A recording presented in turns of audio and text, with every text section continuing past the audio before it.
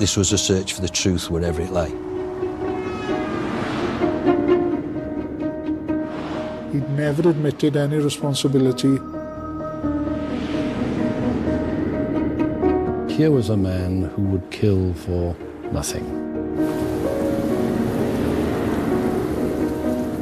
He had no emotion, a cold, callous, distasteful individual. I'm sorry if you've got that opinion, but you're totally wrong. There was a real potential that he would kill again.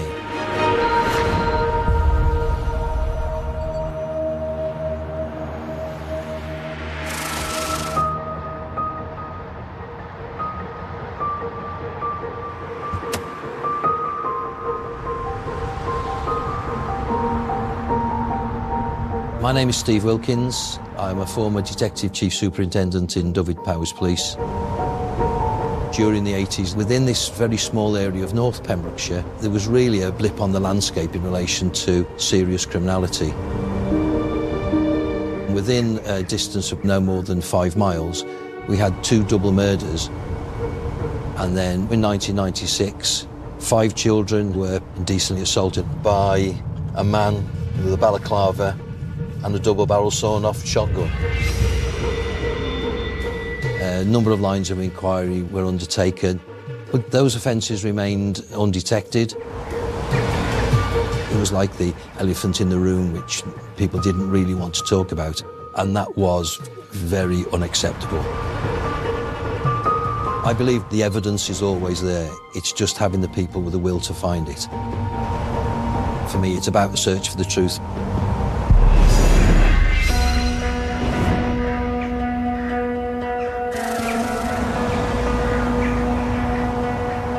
A couple of people who were travelling home one evening noticed that there was plumes of smoke crossing the road. The Scoverson Park farm was well ablaze. News on the hour.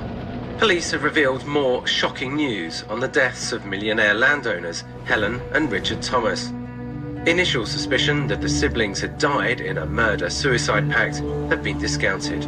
Since recovering their bodies from the fire, police have discovered shotgun injuries that could not have been self-inflicted.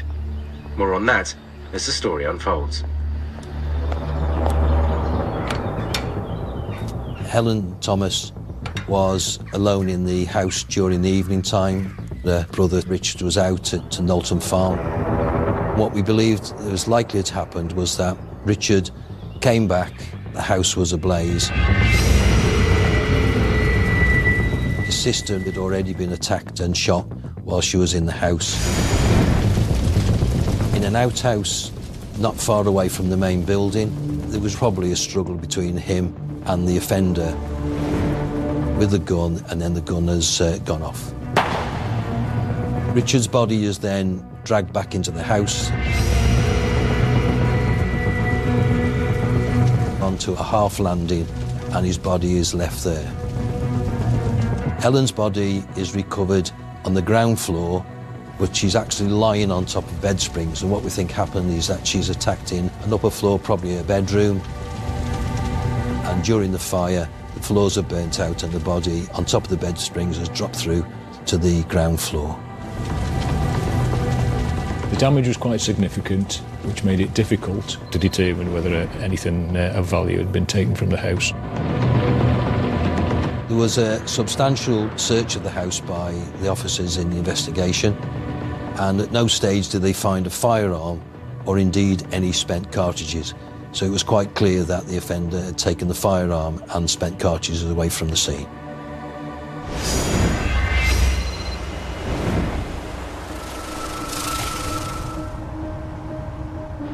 Today's headlines. The bodies of missing holidaymakers, husband and wife Peter and Gwenda Dixon, have been found gunned down on a coastal path. Their brutal deaths have shocked the local community. Peter and Gwenda Dixon, a couple from Oxfordshire. They used to visit Pembrokeshire regularly. They loved the area. They were well known in the area. On the 29th of June 1989, they went for a walk along the coastal path. At this stage they were attacked. Peter was tied up with rope. There was evidence that Gwenda had been sexually assaulted by the offender. Witnesses who were actually down here in the bay on the beach, they heard 5 shots.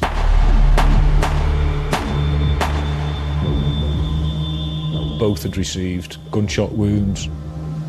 The offender had tried to cover his tracks by covering the bodies in branches.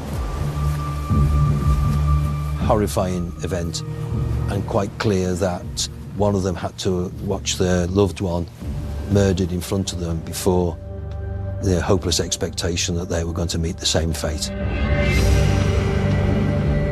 Their property was strewn around the area. Again, what was clear was that there were items of value missing from the couple, their wallet and cash card.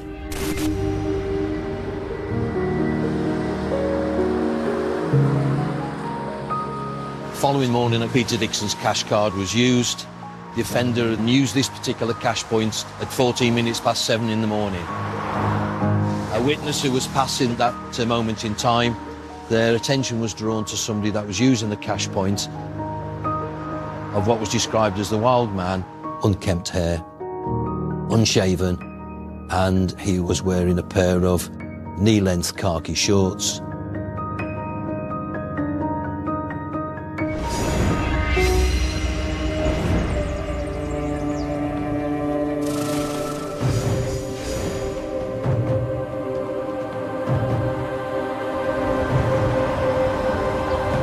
We're now at the location of the Milford Haven attack. If we look across the field, you'll see that the field slopes away to the far end to my right. It was in this field that 5 children were playing. They were then confronted by a masked man, balaclava, brandishing a sawn-off shotgun. He made them lie on the ground. He hit the boys around the head with his sawn-off shotgun. He then selected one of the girls and took her away from the group, where he raped her. Brought her back to the group, took another female away, and indecently assaulted her. For me, it's an offence which was equally as shocking as the 2 double murders, because those children, without doubt, had their childhood taken away from them on that evening in 1996.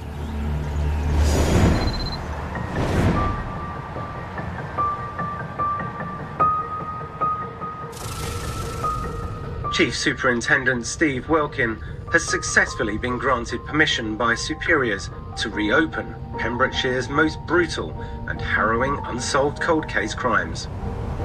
I was aware that nationally there had been some success in cold case reviews. And after discussions then with the then head of CID, Steve Mears, and chief officers, we all agreed that that must be a priority, and I set about very quickly was to put together a plan for us to actually start the review of 3 major detected crimes. We had 2 double murders, a rape, an indecent assault. Our investigation was then codenamed Operation Ottawa. There's no greater responsibility placed on a human being than to investigate the circumstances of the death of another human being. And we need to carry out that without fear, without favour, but also without prejudice as well. Because if we don't, then we've got no right in representing the victims. So I wanted to be very, very clear that this was a search for the truth wherever it lay.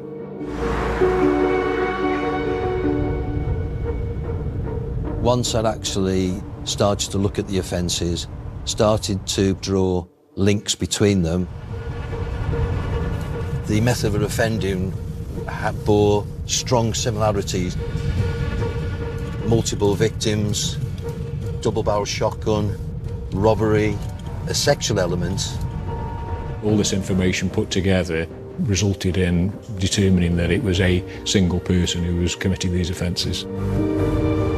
Was one individual, and we need to actually identify a suspect.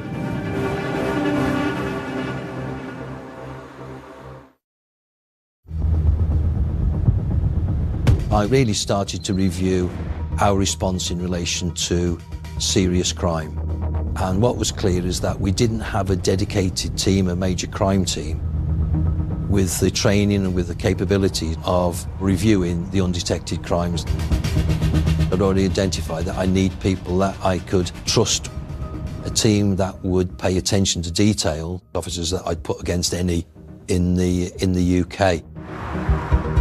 Glyn Johnson was also somebody I knew that would concentrate on details. He was very good in relation to IT, and I know that he'd be an essential part of the team because of his can-do attitude. Coming into the force, bringing my family down into this area, it was certainly concerning for me that there were two undetected, very nasty murders that had taken place, all not too far away from where I was actually living.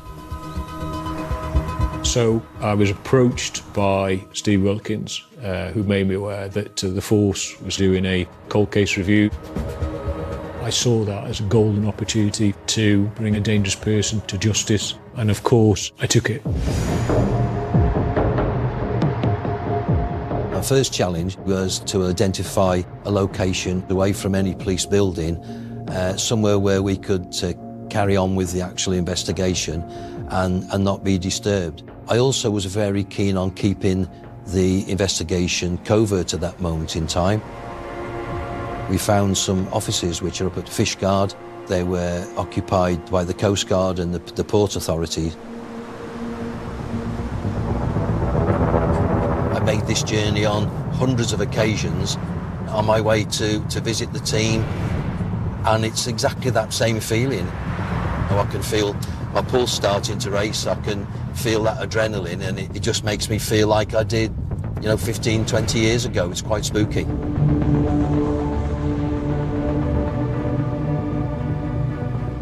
Just hasn't changed at all, has it? It doesn't. Yeah? It hasn't changed a bit. It's been 15 years since I last came down. I think a concern for me was that isolation. It was quite significant, as it was 12 miles away from the station that I was working in. I hadn't had any contact with my colleagues in Haverfordwest at that time. It was lonely times, just included spending long times away from home, but we knew we got a job to do. It's quite mixed emotions when I actually look at the place there now, because this is where it started.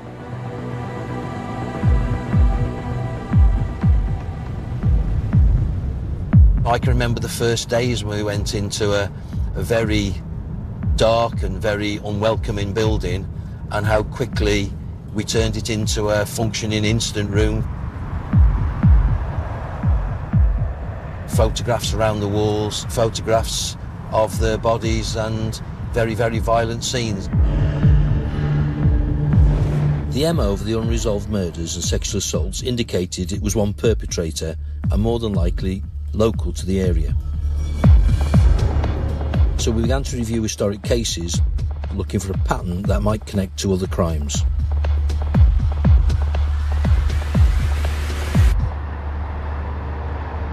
During the 90s, there was the spate of dwelling house burglaries. Lots of the houses around here were attacked, lots of burglaries took place, cash and jewellery stolen, and they seem to have a very similar method of offending to the undetected crimes that we had. The offender using a shotgun, and the offender would also have a balaclava. The offender would approach by fields, would cut fences, single females alone in houses. He tied them up and then subjected them to quite disproportionate violence, until he actually made a significant mistake. During a particular nasty armed robbery, the victim managed to activate a panic alarm in the house, which caused him to flee across the fields. And whilst doing so, started to get rid of items of his offending. A suspect been identified, and when you looked at the burglaries mapped out and plotted and presented evidentially, it was like looking at a bicycle wheel, and right in the epicentre of that bicycle wheel was his house. The hedgerows which came away from the house, they found jewellery, gloves, a balaclava, and in particular a sawn-off shotgun. Sufficient evidence to put him into prison. He was a man called John William Cooper. A Swansea Crown Court jury has sentenced Pembrokeshire resident John William Cooper to 16 years imprisonment for a series of violent armed robberies over more than a decade. He was a dangerous, controlling individual. His son painted a picture of this man who was both verbally abusive, physically abusive. He would beat him. He threatened him with a firearm. We know that he had significant gambling habits. He was a keen darts player, and there was a story out there that one night after a darts match, and he'd lost a darts match, that he'd fallen out with the guy that he was playing darts with, and they went outside and he beat him up. Locally, people would give him a wide berth. Again, there was only circumstantial evidence with regards to the potential involvement in the murders. John William Cooper had been identified as a person of significant interest for the undetected murders and the sexual assault.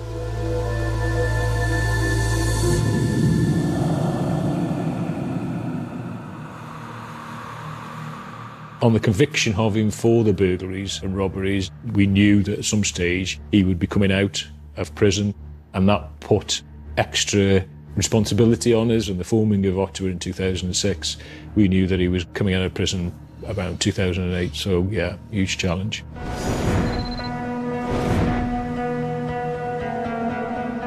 It was time for us to carry out a fundamental thematic forensic review. And that would involve looking at all of the material, all of the evidence, the physical evidence in relation to those offences. For Ottawa was the sheer size of it. We had thousands of exhibits to retrieve. Then we start to prioritise those exhibits which I know had either been touched by the offender, brought to the scene by the offender, or had come into contact with the victims. Evidence that would connect an offender to the offences itself. One sock which was recovered from the body of Richard Thomas was almost intact.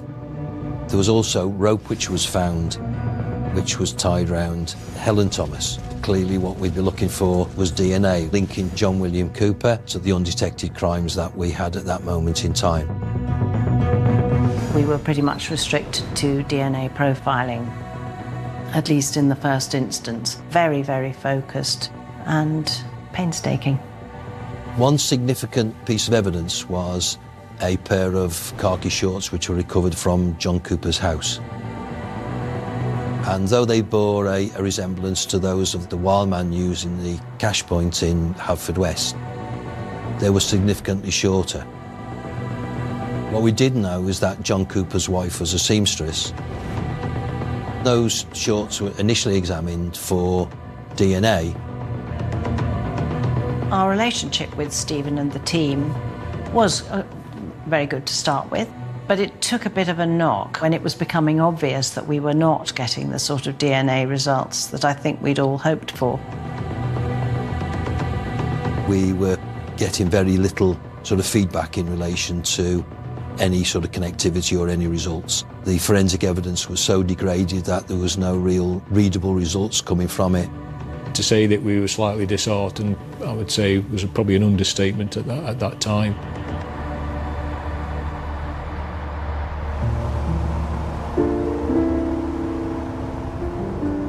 Watching the frustration of the team when we didn't seem to have the luck going in our direction, particularly the lack of sort of forensic hits, the golden nuggets as I used to call it. That was a particular low time. the undetected crimes at that stage. Nobody had actually sat across the table and put the offences towards John William Cooper, so I decided at that stage that we would actually get him out of prison and interview him around elements of his offending history, the fact that he used firearms, the fact that he used rope, and perhaps persuade him to confess to what he had done. He may have a pang of guilt and decide that he wants to tell us everything. I interviewed John Cooper about 8 times during the initial stage when we're doing a lot of background questioning. There's no doubt in my mind that these interviews are certainly the most challenging and important that I've ever experienced in my 30-year policing career. Leading up to the first interview, I'd never met him before. He walked past me, stopped, and in a nasty type of menacing type of way, he turned to me and said, "Have I met you before?" I said, "No, I don't think so. I'm glad about that." The only thing I can equate is that when you see a middleweight boxer and they had that steely stare with no emotion or anything, when he was walking in there, he was going into that interview room on a mission and he had no emotion, a cold, callous, distasteful individual. It's very difficult sitting next to somebody, particularly with these horrendous offences and the type of the things that the victims have gone through. We started talking about the tools of his offending. We'll talk about ropes, because ropes were used in a number of the offences, particularly the double murder offences. John Cooper said that, yes, he had ropes and he had it on his boat and he used to go down Little Haven fishing. But sometimes, he'd lost a lot of ropes and people would come and steal ropes. So I think he was making us believe, well, if any of the ropes are linked to me, they could have been ones which have been washed off or I've lost from my boat or they've been stolen. The same with the balaclava. And he said, yes, I had a balaclava on my boat and it was stolen from me. So if there's any forensic link, somebody stolen my balaclava, I haven't been involved in the offence. Cooper was a very clever person with regards to second-guessing where the questions were coming from. He would wait to see where the evidence was coming from, and then he would come up with an answer to try and curve that. I believe that you were responsible for the murder of Gwenda and Peter Dixon. All I can say is I'm sorry if you've got that opinion, but you're totally wrong. That interview didn't bring any confessions from Cooper. He'd never admitted any responsibility. We knew that he was coming to the end of his sentence. That was probably, for me, the most concerning part of the investigation was once that Cooper had been released on parole. I actually also used that as a lever in relation to justifying why we should carry on with Operation Ottawa, because the reputation of the force, the safety of the community was at risk. The real possibility of him coming out and offending before we had the chance to charge him was significant. And that came with its own problems, because it's very difficult then to carry out any sort of surveillance on him as an offender, because his offending with a firearm going across fields. So to try and do any sort of surveillance, you would also be putting officers at risk, not only the local community. I wanted to ensure that we kept him in as long as we could. I made personal appeals to the governor of the prison. That didn't go particularly well, because all that happened was that the prison recategorised him as a category A offender, which made it more difficult for me to have access to him. So these were different pressures. John William Cooper has today been released after serving 10 years of his 16-year sentence. We were aware that Cooper was a very dangerous man. There was a real potential that he would kill again. It became a ticking bomb. Our QC, our barrister, Gerard Elias, came on board during that period as well. I was the senior prosecutor, QC, and of course helped the police with the investigation from a very early stage. And I said, look, If this is the best we've got, circumstantial evidence, it's a pretty strong circumstantial evidence case, by which I mean there's a better, not much, but there's a better than 50% chance we shall succeed in a prosecution. I spoke with the team and they showed me the locations. It became even smaller as a part of the world, if you like. And so my feeling that there was just about a circumstantial evidence case was helped by seeing the geography, seeing the places. You know, some of these places could only have been attacked by somebody who knew the area. The place where the body was found off the coastal path. Somebody had to know that. It wasn't an accident that the attacker took them there. He obviously knew that that place existed. With the Scotherstone Park murder, you know, the fire was set by accelerant, paraffin, as I recall it. There was a tank of paraffin alongside the house, but who knew that? Not your random robber, but it was somebody who had a fairly intimate knowledge of the property, because he put the accelerant on, and how did he know that? Because, of course, he'd been there before, because he'd worked for them. And so these things, you know, were building together, I make no bones about it, that we had the right man. But my view was that until you've got the thumbprint, the golden nugget, the bit that says that is him, sometimes the jury will say you haven't got the absolute certainty. But really, we were absolutely convinced that at some stage that we would find the truth, we'd find that golden nugget, linking John William Cooper to the offences.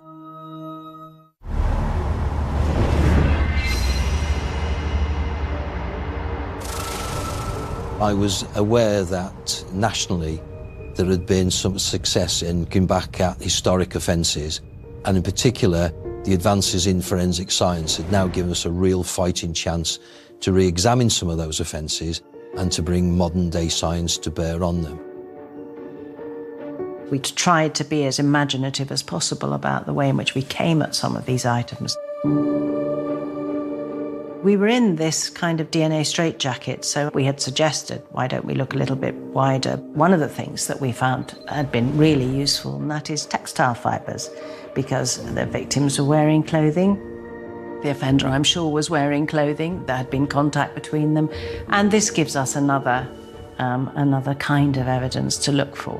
When we actually started to look for fibres, this is a different process. The forensic evidence would either take us towards John William Cooper, or it would take us to identify another offender. One main new technique with a higher power microscope, that just gives you better discrimination about the colour of fibres and being able to compare them. It was a game changer in fibre examinations. It can provide incredibly powerful evidence of contact in their own right. Now suddenly we started finding stuff. It was amazing. Even I was amazed. You had fibres going from Cooper's house to these offences. You had fibres also from items found in the offences going back to Cooper's house. His shed was searched and sweepings were taken from the floor in his workbench, and in those sweepings were fibres which were linked to gloves which belonged to Cooper, and fibres from those were recovered on branches covering the bodies of the Dixons. They were recovered in the underwear of the rape victim from the Milford Haven attack. The links from fibres were a huge part of that case. You know, beyond any possibility of coincidental transfer, similar fibres. The work they did was phenomenal. I mean, there isn't another word for it. Shorts recovered from Cooper's home were re-examined. And it was while looking for textile fibres that we noticed this tiny, tiny stain. I was driving, and during that journey, my hands-free telephone went, and it was Angela Gallup, and she said, "Steve, are you driving?" And I said, "Yes." We found your golden nugget. "I think you need to pull over." I managed to pull into a lay-by, and she said, "Steve." We found this tiny flake of what looked like blood. It was indeed my golden nugget. We profiled that and came up with a match called Peter Dixon's DNA. And I said, Angela, I love you. From that moment, we had the first DNA link. After that came out the sawn-off shotgun, which Cooper had used during the robberies for which he was convicted. It had been tested for DNA, it'd been taken to pieces, it'd been swabbed, but we had noticed that there was black Hammerite paint on the barrel. There was another high-profile case with Lynette White where paint was removed from skirting boards, which had been successful. So we asked them to do that. So we tested them and got a DNA profiling result that also matched the DNA of Peter Dixon. Which meant at that stage we then identified the murder weapon.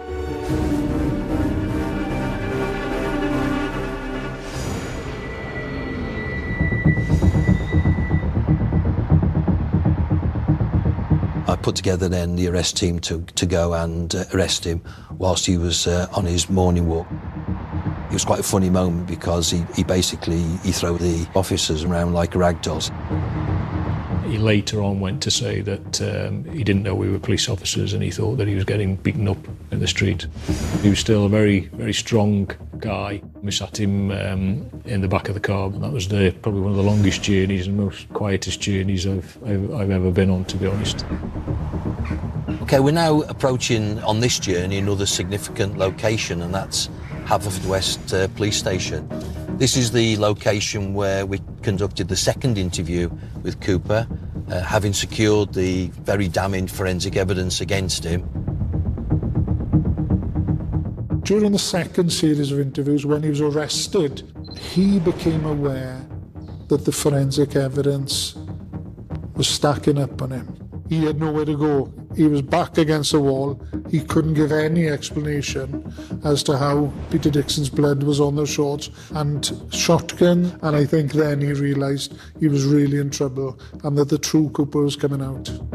You're making things try to fit to John Cooper, and it's bloody annoying. We got this forensic evidence, it all comes back. You know, as a young lady, I once said, I've tried to put you and give you information that you can check. He blurted out, "Oh, you're all thinking it's all about John Cooper. You in here and them in there," pointed at the camera. You and your colleagues and them in there choose not to believe it. And you could see he wanted to erupt at that point. He knew the cards were against him and he was going to face a trial in Crown Court.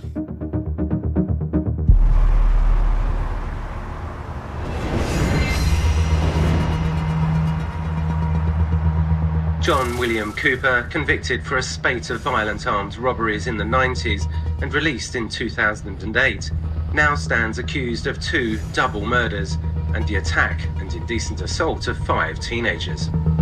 He arrived at Swansea Crown Court to face trial today.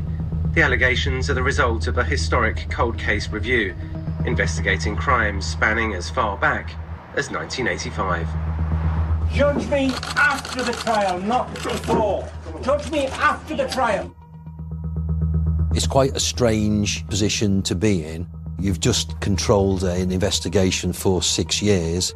The judge has put that in the hands of 12 people from the community to listen to the evidence. So from total control, you have no control.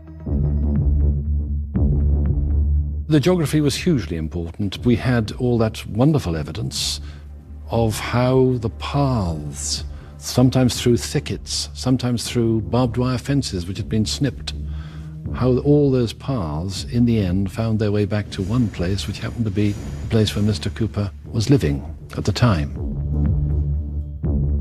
When the defence were asking questions, they spent the whole of the day really not dealing with much of the evidence, except for him to say, no, I didn't kill the Dixons, I wasn't involved in Scoverton, and I wasn't the person in the field. I mean, that was really his defence, okay, without going into too much more detail. And the jury were even playing a video of his daughter's wedding, where he was giving her away, where he was making speeches. The impression being given, despite all the prosecution say, this is actually a decent family man. Would he have done any of these nonsensical things that they're talking about? And so at 4 o'clock, When the defence sat down, I didn't want the jury left with this idea that he was really just a family man who we might all have misunderstood, and, the evidence was being doctored against him and so on. So I thought, I'll just take one point. And the one point, of course, was what he'd said about a balaclava. He said, is it not true that in your previous trial for robbery, you said the discarded balaclava did not belong to you? But in this trial, because your head hair has been found in it, you're now saying that that balaclava does belong to you, but it must have been stolen off your boat. So I simply spent 10 minutes trying to get him to say, you did lie to that previous jury, didn't you? But in the end, of course, he has to say, yes, I lied to the previous jury about a very important exhibit. Thank you very much, my lord. That'll be a convenient moment. And I think, so the jury were not going home thinking, oh, yeah, this is a man who actually, makes it up on the hoof. And of course, he doesn't want to tell the truth even now. It was just the cool, calculated way that Mr. Elias operated. For me, it was a stroke of pure genius. The next morning, Mr. Elias looked at the jury and said, I want to tell you a story, members of the jury, and the story really is in 3 parts. The first part is this. In 1985, this happened. In 1989, that happened. And in 1996, this happened. Horrific offences.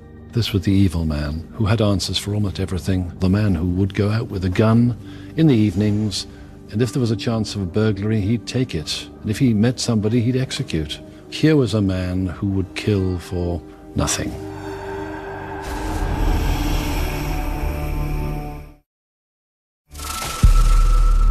The artist impression of the person believed to be using the Dixon's cash card showed the side profile of the potential offender with a massive curly hair, unshaven. During the robberies inquiry, Cooper didn't look nothing like the artist's impression. However, it became apparent to us during the Ottawa investigation that Cooper had been on television on Bullseye in 1989. We were fortunate enough then to get a side profile shot of Cooper from the television company.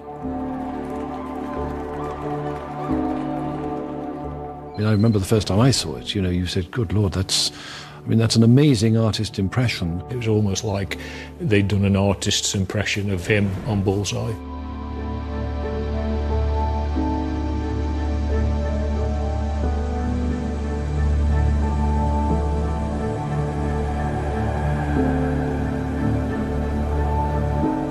It was as good as you could get, really, short of a photograph. And it was phenomenal, but of course the impact. It was like some of the big moments in the trial where you realised the jury knew that this wasn't some coincidence that put the defendant there. He was there because that was him. We'd look at the exhibits that we got, Scoverston, Dixon's, Milford Haven, and the robberies. The locations. And rope. The victim's blood. Cut fences. DNA link. Fibres. From gloves. Leading to Cooper's house. Those fibres matched. The blood found underneath the paint on the shotgun, and indeed the blood on the shorts, would go to the Coastal Path murder. He kept the shorts, which were later identified as belonging to Gwenda Dixon, for years and years after he had murdered them. Why did he do that? And it was quite clear that he wore those shorts. Was it because when he put them on, it put him mentally back in that time when he had control of those people? The son's evidence late on in the trial that his father would go out at dusk with the dog and with the gun.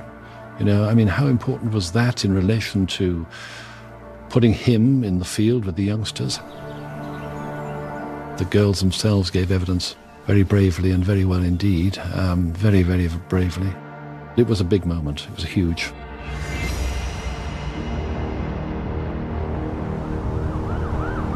After more than 7 weeks, both legal teams involved in the trial of John William Cooper have finished giving evidence, and jurors will be expected to come to a verdict. If the investigation failed and he was given his freedom, I would take responsibility. I had already written out my resignation.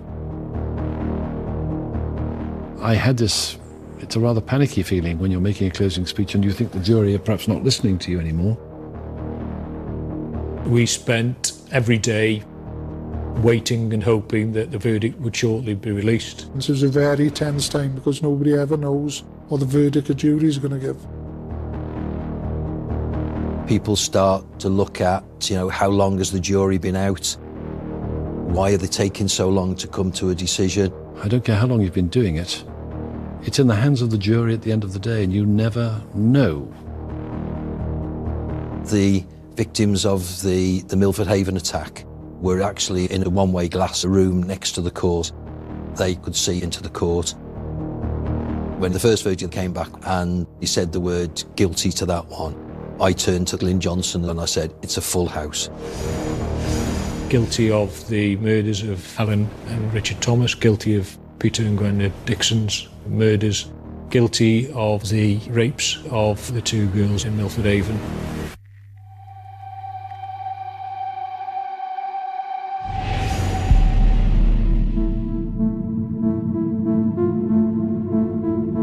Cooper never said a word until the verdict for rape. He then exploded in the court and started to shout at the court. Here we had a man convicted of 4 murders, and now rape. He knew that was going to put him into prison where nobody would have the remotest bit of sympathy for him. Now he's going to be a marked man. It was fabulous to know the person responsible for these terrible, heinous crimes was now going to spend the rest of their life behind bars. We looked at each other and said, that's it then. It's done. It's finished.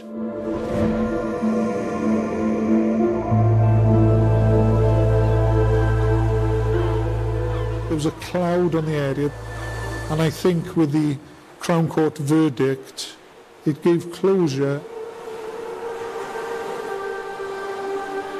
And I always remember one message which I received from somebody who said that they hadn't walked the coastal path for 20 years and that they were going to walk it that weekend.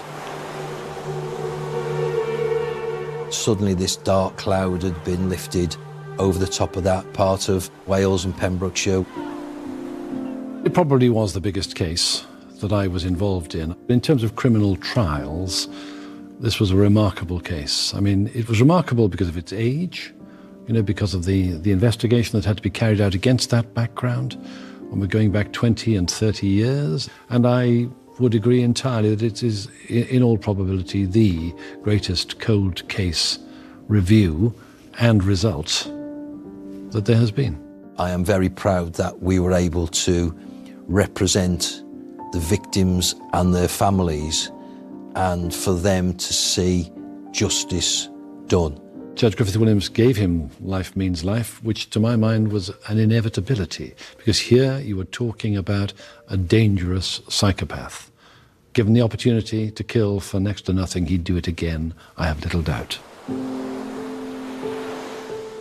For me, it was around achieving justice, about finding the truth, about making sure that those victims of John Cooper had their day in court and had justice and had an opportunity to try as best they could to move on. The young people, they were obviously frightened out of their lives by what happened to them, and their evidence undoubtedly contributed to the conviction. There was family of the Thomases, and I met them during the trial. I met the son and daughter of the Dixons. They go down every year to lay flowers at the point where their parents were killed, and they've maintained the memory of their parents.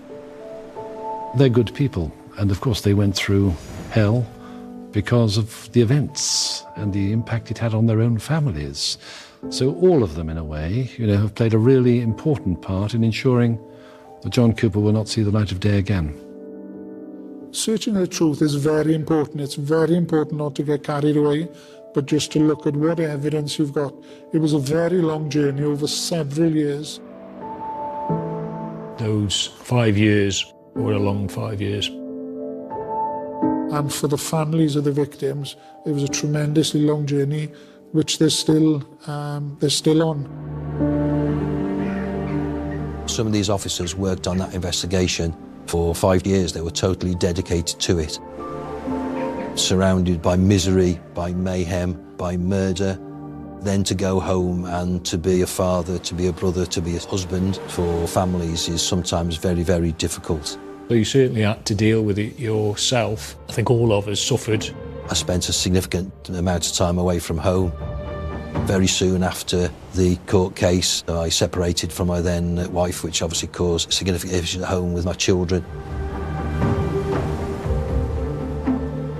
John Cooper had an impact on all of us. The way he went about his offending, I think he enjoyed what he did. I think he got some sort of sexual satisfaction about what he did and controlling people. But I just think the man was just born evil. On a quiet moment, I will sit and I'll look at the things we did. I'll reflect on other parts of my policing career, and fortunately or unfortunately, you know, I've had that opportunity to see people at their very best, but also see people at their very, very worst. And I don't think you'd be human if that didn't have some sort of lasting impact on you as an individual. And I know I'd probably speak on behalf of the rest of the team, is that we have all had issues in different ways, and you know, that's a consequence of being a detective, consequence of being a cop.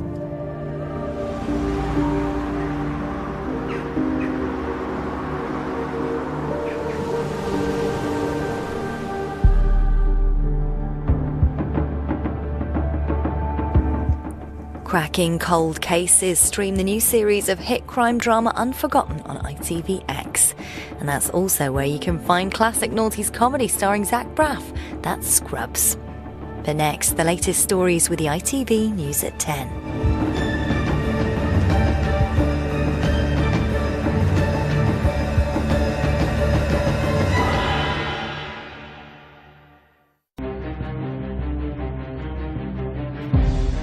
Emergency. I think we've been burgled and my wife's been attacked. Please, can you send someone quickly? Yeah, I am. Police have launched a murder investigation after a woman was found dead at her home in Middlesbrough. I was absolutely terrified, thinking, ew, what if somebody got in my house? It felt like there was a serial killer at large and you wondered if they were going to do it again. When a successful pharmacist is found murdered, her devastated husband goes into shock. No, Jess, come on, baby, wake up. Baby, wake up. And a community is torn apart. You won't believe, obviously, what we went through and the level of betrayal there. It was a shock. In the northeast of England lies one of Middlesbrough's most attractive areas, Linthorpe. It's quite an affluent area. Big houses, quite leafy, long driveways, nice cars on the drive, professional people live there. You know, it's a family area, it's very friendly. Best part about it is the neighbours, you know, we all get on, and good community. It's very safe, yeah.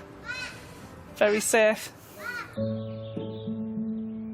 In the heart of the community were a couple named Jessica and Mitesh, who owned a pharmacy in the village.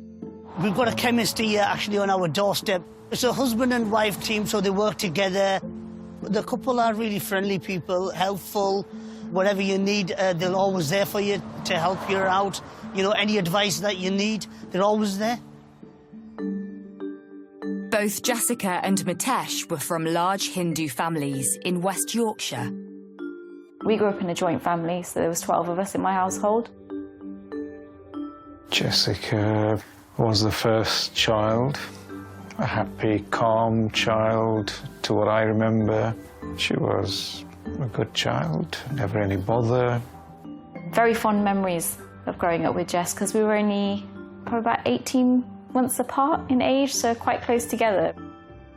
She was always fun to be around, because she was always happy no matter what, always had a smile on her face. Jessica had big plans for her future and went to study at Manchester University. Jessica always said that she wanted to be a pharmacist. She always wanted to help people. That was her thing. It was at university that Jessica met Mitesh, and the pair quickly struck up a relationship together. I think Jessica's mum was ill around the time that they got together, and Mitesh was support for Jessica and would, you know, say all the right things, buy her presents, teddy bears, things like that. He was constantly showering her with gifts. I think she must have had like 50 plus Me to You teddy bears in her collection. Because we shared a room, they were like dotted all over the room. And she was just really happy. I got privy to a lot of their evening conversations at bedtime. Mitesh and Jessica would often be on the phone, and because we were sharing a room, it would be a case of her saying to him, "You put the phone down," and he'd be like, "No, you put the phone down." They seemed just like a happy couple, or a happy young uni couple. Jessica's mother sadly passed away, but Mitesh helped her through this difficult time, and the couple soon mapped out their future together, despite some initial resistance. Initially, when Jessica approached Dad about getting married, he wasn't so ecstatic about it. He didn't think they were a suitable match for Jessica, but Jessica persisted. She insisted that she loved him, and vice versa. She wouldn't take a no. So, of course, obviously, in this day and age, we know that we can't force our child. And when she says that, "No, Dad, if I marry, it's him that I'm going to marry." But if that's the man she wants to marry, then that be it then. In July 2009, the couple threw a big Indian wedding. The marriage took place here in my garden. It was the first wedding within the Patel or the Hindu community that had 500 or 600 people. Newly married, the couple set their sights on a fresh start and set up home among the village community of Linthorpe. They got a lease on Roman Road Pharmacy and then bought a house on the avenue. A lovely big house which needed work doing, so they spent time renovating it and building up their pharmacy, you know, becoming well-known people in the community. Having both a successful business and a new home in place, there was just one thing missing from their perfect life. Jessica wanted to be a mother. She's always had a very motherly and a maternal instinct. Being the oldest sibling out of all 6 of us as well, she was always that much more maternal. And she wanted children of her own. I think it's something they'd thought about for years. Apparently the couple struggled to fall pregnant, so started undergoing a course of IVF treatment, which I can only assume is a really grueling process, and that shows how much they must really wanted a child. She expressed to me that it wasn't working naturally and that they were going to be starting IVF. All in all, Jessica went through 3 rounds of IVF that were unsuccessful. Each time she would ring me and she would say it didn't work, and she would be heartbroken that it hadn't worked, and I think the emotional distress of it all was just too much. She'd just come back off holiday and we were talking in the evening, and she was just telling me about the IVF and this 4th round. She was so happy because this round was a positive round. She said that it looks like it's going really well. They managed to freeze 3 embryos, and in June, so within a matter of weeks, she was due to have them implanted, and she was so positive they were going to work this time. The happiness was in her. I can't even describe how happy she was, because that dream of becoming a mother was just about to materialise for her.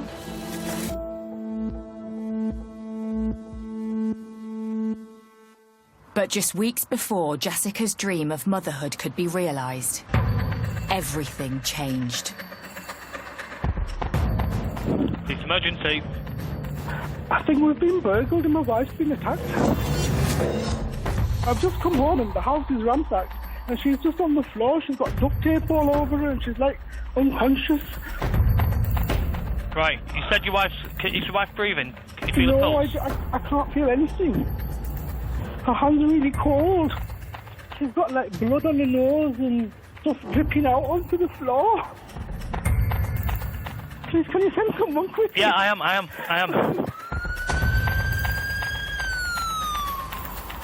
Yeah. Okay, listen. The police are outside. Can you let the police officer in? It's Jessica. I'll leave it with you, okay? Police and paramedics rush into the house and find Jessica in the living room. They try resuscitating her, but she is pronounced dead at the scene.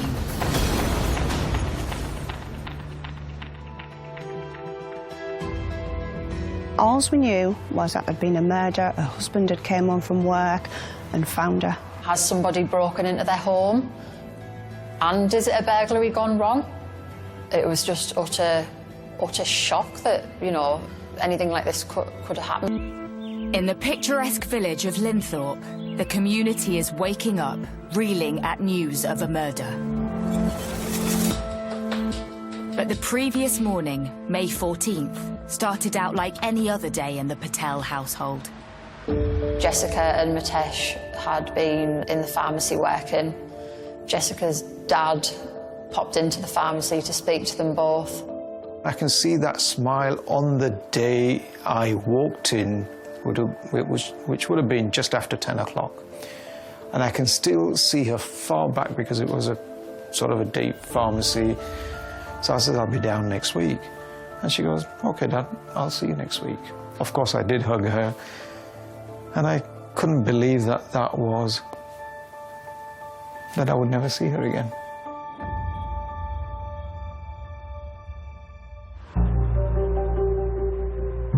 Mitesh worked the early shift, leaving the pharmacy to spend the afternoon at the gym. Jessica went home, Mitesh pops back to the pharmacy, goes to the local pizza shop to pick up a pizza for the pair of them, texts his wife to say he's getting the pizza, he'll be home shortly. He came from the chemist roughly around about 7:30. He ordered his pizza and then he left. We were quite busy at the time, so it must have been about 20 minutes, half an hour. He'd come back. I gave him his pizza. I shook his hand like normal, and he left with the pizza. Mitesh then goes home and makes the awful discovery. It's emergency. I think we've been burgled and my wife's been attacked. I've just come home and the house is ransacked and she's just on the floor. She's got duct tape all over her and she's like unconscious. Her hands are really cold. Please, can you send someone quickly? Yeah, I am. No, Jess, come on, baby, wake up.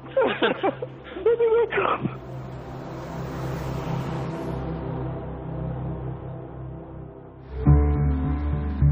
Cleveland police respond immediately and preserve the crime scene. We have in the investigation what we call the golden hour. The first hour is critical because the evidence is contained in the scene and it's nearby. You seal the scene totally and nobody, absolutely nobody, including the husband, goes back indoors. Once that's happened, we'll talk to the witness and get the story of events. News of the attack soon spreads. I just came back from a friend's house. I couldn't get into the road. Loads of armed police, 2 ambulances. It was like a movie, like something you'd see out of a movie. To be honest, it was absolutely horrendous. Police have launched a murder investigation after a woman was found dead at her home in Middlesbrough. Officers were called to a house on the Avenue in Linthorpe at 8:20 on Monday evening. 34-year-old Jessica Patel, originally from the Leeds area, was found with serious injuries at an address in Linthorpe and was pronounced dead at the scene. Detectives are appealing to anyone who may have seen... I got a call from my younger sister and she just said to me that something's happened in Middlesbrough. So I asked her, I was like, you know, is everything okay? She says, I don't know, Dad's gone. We're just going to wait and see when Dad gets there, what he says. So I said, okay, keep me updated. But when I woke up, I saw my husband sat at the end of our bed. I sort of sat up and I looked at him. And when I looked at him, I thought, something's not right.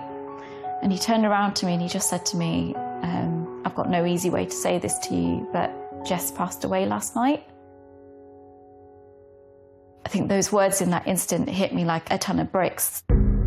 My heart started racing a lot like it's racing now. Just thinking of that moment, I didn't want to believe him. That can't be true. You know, how could this just suddenly have happened? I remember calling Dad, and Dad's confirming that it was true. Something had happened. A burglar had got in, and Jessica had been harmed in in the process and that she'd been killed. After receiving the devastating news, Jessica's family immediately rally round and make their way to the family home to support her husband, Mitesh. I walked into their main living room where Mitesh was sat on the sofa, and I went straight over to him, sat down next to him, and he buried his head into my shoulder and was crying. I consoled him and just hugged him and told him that no matter what, we were there to support him. I myself was crying. The whole room, to be honest, was crying. Everyone was upset. News of Jessica's murder sends shockwaves through the village. I can't really know that how can a murder happen in this beautiful place. It's a Linthorpe village area, everyone's friendly, and you know, all of a sudden you actually hear like that she's been killed. And you think, you know, how can somebody do that, especially to a chemist, a pharmacist person who's actually, you know, there to help you. How it happened to beautiful Jessica, you know, and she was so lovely, and you can't even imagine how someone can kill her. It's a fear. It's a lot. I have no words, really. It felt like there was a serial killer at large, and you wondered if they were going to do it again. With such a big story breaking in the close-knit village community, local journalist Felicity Collinson is hot on the case from the off. I went out to the scene and the street was just like really quiet, you know. It was quite like an eerie quietness that morning. Cordon had now been moved to just around the house. It was just covering the driveway. There was forensics in white suits walking in and out of the house, carrying cases in and brown envelopes, evidence bags. There was CSI vans, uniformed police officers on guard. I started to knock on neighbours' doors to try and find out what had happened. With Mitesh too distraught to speak, it was left to neighbours to speculate what had happened. Had someone targeted this young, successful couple out of jealousy? A lot of people have been saying that there's been a burglary in the house. Obviously, they look like a wealthy couple because they have quite a wealthy house, you know, and obviously having the pharmacy and everything. Someone who knew them, possibly, had, you know, took a chance to burgle them, maybe thought she had money, maybe jewellery, and that's where it was, and she was just in the wrong place, the wrong time.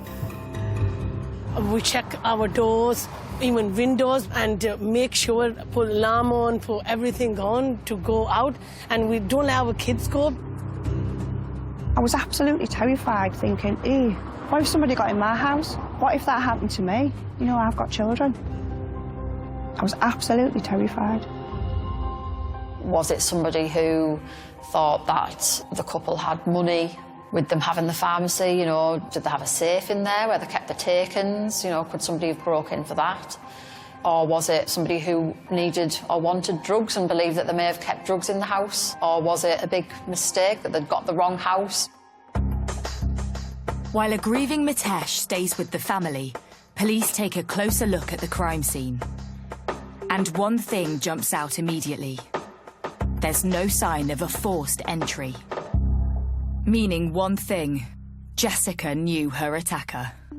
If there's no sign of forced entry, it looks like they've got in through an open door, which suggests that the victim would know them and allow them in.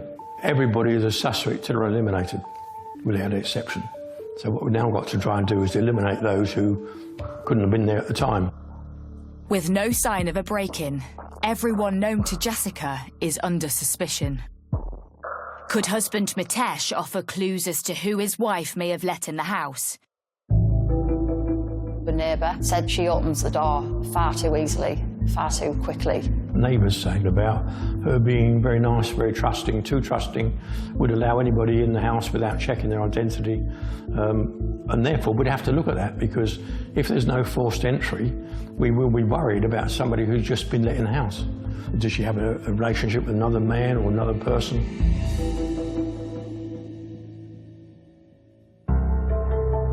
Police need to identify a timeline of events in order to pinpoint when the killer gained access to the house. So they turn to Mitesh for help. You'll want to know where he was, what time he went, because the timeline, when he left and when he came home, is significant. Because you need to be looking at perhaps other houses and CCTVs. Mitesh explains to police that after going to the gym, he had gone out to get pizza at his usual takeaway, before returning home to discover his wife's body. The husband of the victim seemed like he was a pleasant, kind of like quiet type of guy, wasn't he? He'd just do his work. He'd come, he'd order his food, you know, go home like everybody else. The pizza parlour's CCTV helps police create an exact timeline of the evening and when Jessica was left alone. The police came in to the shop and kind of like asked for the camera footage of the husband of the victim and basically kind of explained what was going on in a small way. They didn't really tell us exactly what was going on, but they just kind of gave us a clue to why they need, you know, and what's happened. He took my camera, CCTV camera, he took it from here. He said, I want to see what's going to happen in here, like when he came, when he go out, that's it. With Mitesh's movements that evening clear, police are still no closer to establishing who had gained access to their home. But post-mortem results help police identify the cause of death. Could this lead to clues as to her attacker? It's found that she died from pressure to her neck. There was also suggestion that from marks to Jessica's neck that a ligature of some sort had been used. In asphyxiation, of course, you've got to look out with something placed over a mouth, over a nose. Was there some other way of stopping the oxygen getting to her? All those sorts of things you expect the examiner to tell you about. Despite this crucial information, no murder weapon is found at the scene. 3 days into the investigation, and police are no closer to a motive or a suspect. Police hadn't arrested anybody. I know personally I felt a bit of worry for the people living in that street. You know, I would have felt worried. But on the 17th of May 2018, things take a dramatic turn. A man has been arrested in connection with the murder of a woman in Middlesbrough. Everyone was talking about it, that they've caught somebody. When we find out who the police have arrested, it's just tragic, just a tragedy. In the pretty village of Linthorpe, the close-knit community has been coming to terms with the murder of local pharmacist Jessica Patel. In the days since, Jessica's family rally around a grieving Mitesh. On Thursday morning, we proceeded to Mitesh's house again, just to lend support. We spent the morning there, but then Dad received a call from the liaison officers asking us if we could return home because they needed to speak with us. They didn't really tell me what it was for, but something related, which I thought they may want some more statements. We come home, we sat in that room, and there's the police, the family liaison officers, and they said, Mr. Patel, we have to tell you this. It's Mitesh.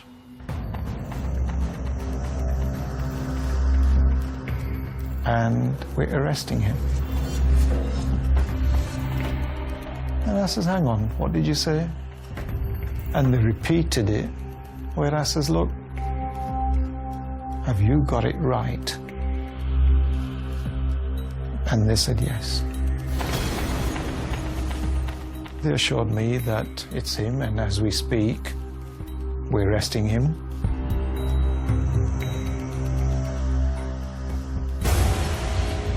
Having just spent the morning comforting Mitesh, his arrest comes as a shock to Jessica's family. You can't help but think that why would he do it? You know, what reason could he possibly have for having to murder Jessica? At the same time, you're like, have you got the right person? Because if you haven't, that person's getting away.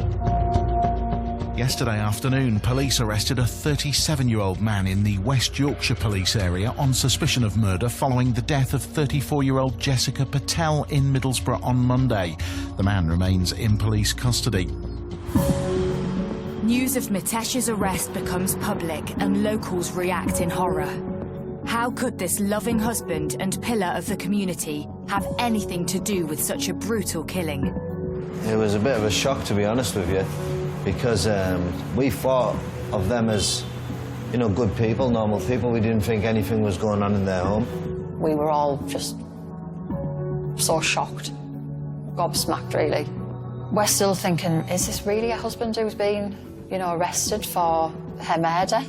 You know, he's a pharmacist, she's a pharmacist. You just don't expect this at all. So what had led to the arrest of Jessica's seemingly besotted husband? The man she'd been looking forward to starting a family with. The police are still searching the house, you know, for evidence and clues. And then there's a breakthrough. So senior crime officers find a hard drive wrapped in clothing underneath the mattress. It has a serial number on it which relates to the CCTV in the house. When police had previously spoken to Mitesh, there had been no mention of this CCTV. Surely the first thing that you would do, or one of the first things you would do if your wife had been murdered, is think, oh, we've got CCTV. The footage of the killer will be on our CCTV. But there was no mention of this at all from Mitesh. Police examined the CCTV footage from the hard drive. It shows that it was switched off or taken or removed 6 minutes before he called the police for the 999 call.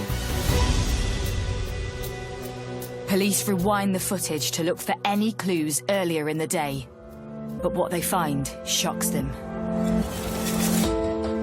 The CCTV shows that at 3:30 p.m, Mitesh returned home from the gym, but never left to get pizza before Jessica came home from work at 7 p.m.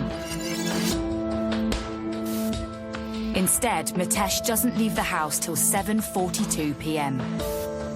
and then returns home with the pizza at 8:15 p.m. 4 minutes later, the camera is switched off. This is a crucial piece of evidence because it doesn't show any other person entering or leaving the house other than Jessica and Mitesh. You know, there's no other, you know, intruder or person sneaking around. Mitesh calls police at 8:24 p.m.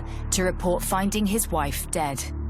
With no sign of anyone else coming to the house, police hone in on their now #1 suspect. So now he becomes the prime suspect. We now need to look at what's the motive. So you'll extend the investigation and you'll also start looking now at all his personal life and personal technology he has. Has he got an app on his phone?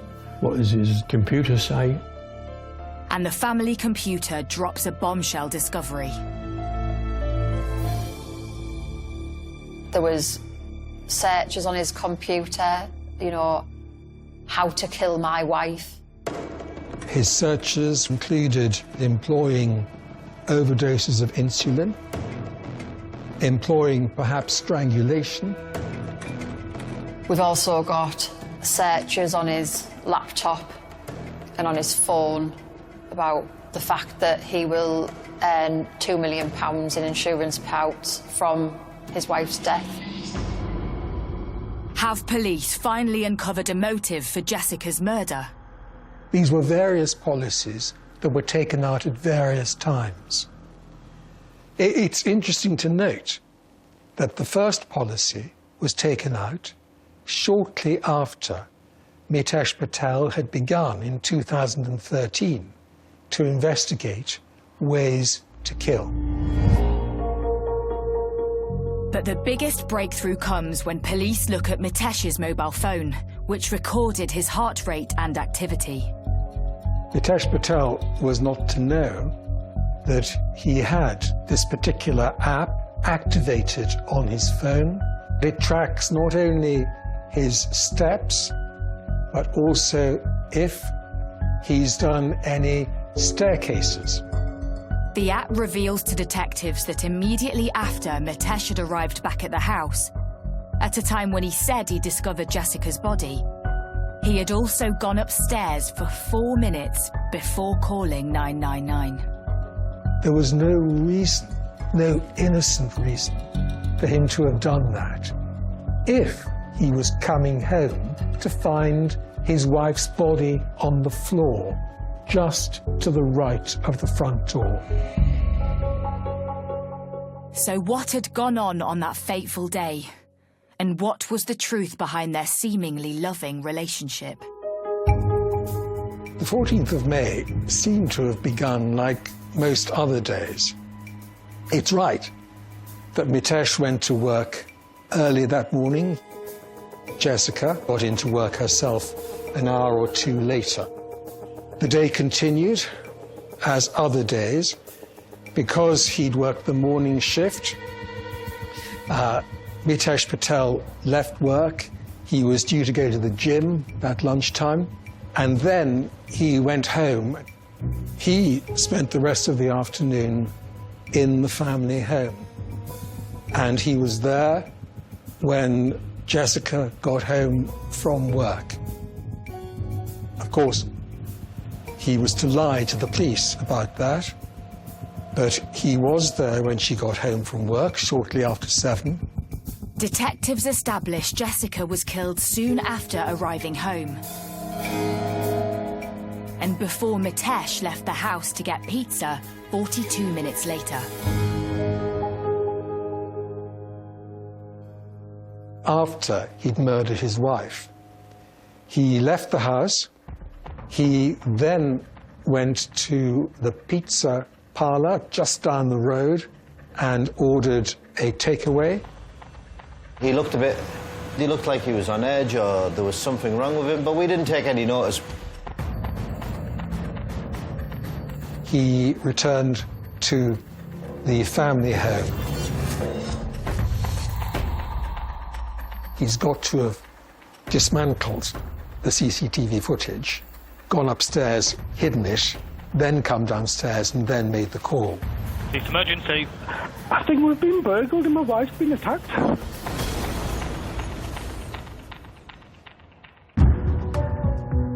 Confident they have their man, Cleveland police make the decision to charge Mitesh for the murder of Jessica.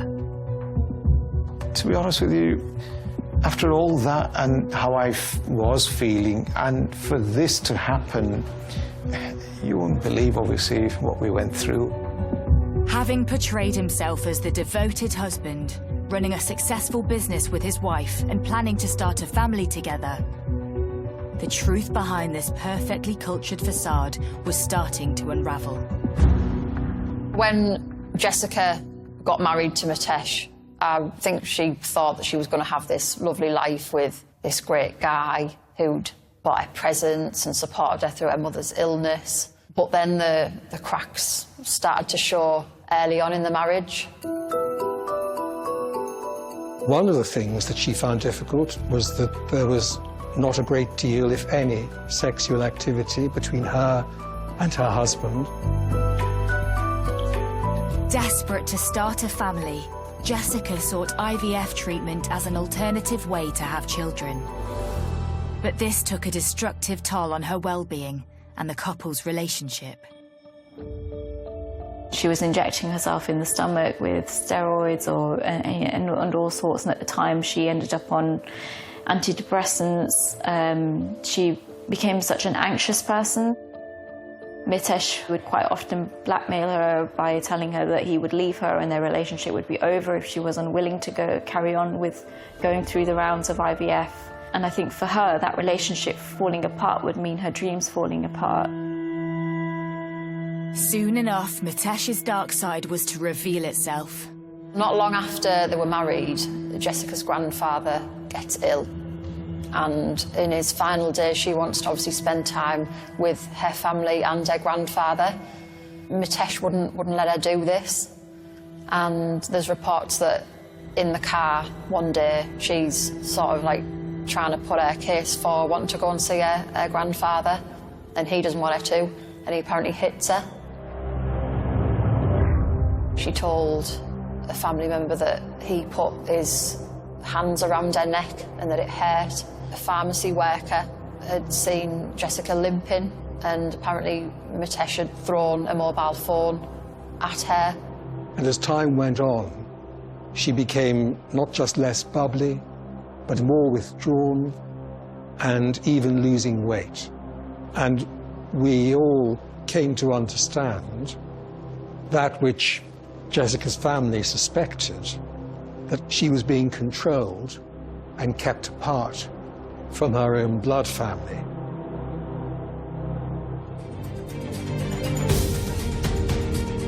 But what could have led this once happy marriage to end in tragedy?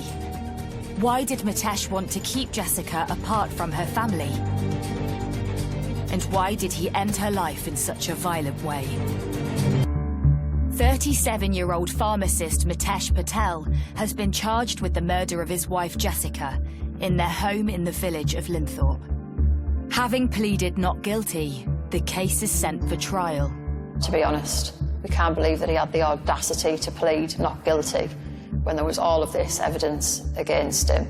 It was just bizarre that he would even try to, get off with this. In December 2018, the trial begins at Teesside Crown Court. Well, in my life, I had never gone to a court before, never ever been in a court.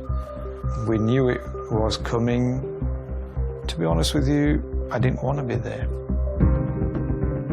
For the first time since his arrest, Jessica's family comes face to face with her alleged killer. There was a couple of times that he had the opportunity to make eye contact with the family. There was clearly no compassion in him for the fact that he had lost his wife so horrendously. He didn't at any point scream his innocence. I don't think I could ever recall him saying, "It wasn't me, it was somebody else." The prosecution reveals how Mitesh first appeared to police. When he was first seen by the police, it was noticed that he had scratch marks down his neck. He was in due course to explain those away as having been as a result of his session at the gym that lunchtime. Well, that was clearly not the case. Further work by the forensic scientists were to reveal that underneath the fingertips of Jessica Patel was his DNA, particularly on the right hand, and she was right-handed.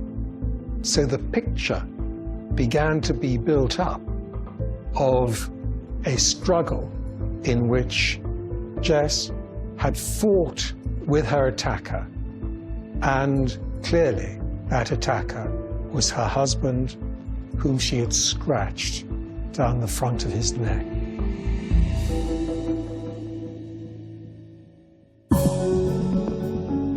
Police have never revealed what they believe to have been the murder weapon until now. It's found that she died from pressure to her neck. At the scene in the house was a Tesco carrier bag, and tests showed that the inside of the bag had traces of Jessica's saliva and blood in there. There was also a suggestion that from marks to Jessica's neck that a ligature of some sort had been used. So it was surmised that the Tesco carrier bag had been used to suffocate Jessica. After suffocating her, the court is told Mitesh bound her with duct tape. Crucially for the prosecution case, a reel of duct tape was discovered in the pharmacy, with police believing Mitesh hid it after going to order pizza on the night of the murder. The jury were given both pieces to look at. They were photographed, and once the tape had been flattened It was the clearest possible fit, just like a jigsaw puzzle. It was unique. I was present at the court every single day. I think 95% of what came out in that courtroom we were unprepared for. There was only 5% of that we went in knowing, and that 95% was devastating. To learn what Jessica had gone through, how she had died, what he had subjected her to all those years, it was just devastating.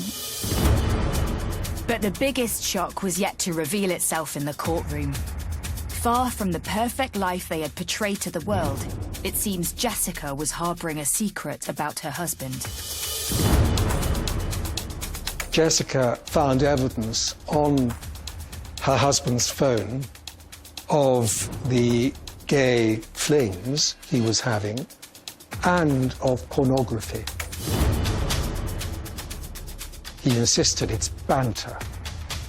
He insisted he loved her more than anyone. And if she wanted, he would give up seeing anyone else. He said all he wanted was her and to have their baby. He had extramarital affairs with men. He was a regular user of the gay app Grindr. He was caught in clinches with another man in the pharmacy, which was recorded on the pharmacy tapes. But it soon became clear to the courtroom that Mitesh had already found another love abroad. Messages were found on his phone from a lover in Australia who he wanted to set up another life with. In 2011 December, on the Grindr app, he met a guy called Amit Patel. So was Mitesh's dreams for a new life the motive behind the callous murder? Mitesh cunningly plotted to remove Jessica from the equation.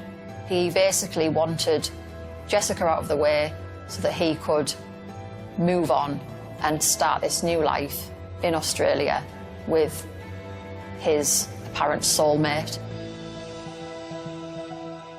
But not only did Mitesh have a secret lover who he planned to move to Australia to be with, he had an even bigger plan. Mitesh wanted to bring up a child with his new lover. The child he should have been bringing up with Jessica from the frozen IVF embryo. I still can't believe that somebody could go down to that sort of level. He wanted to take this embryo with him to Australia. That was his plan.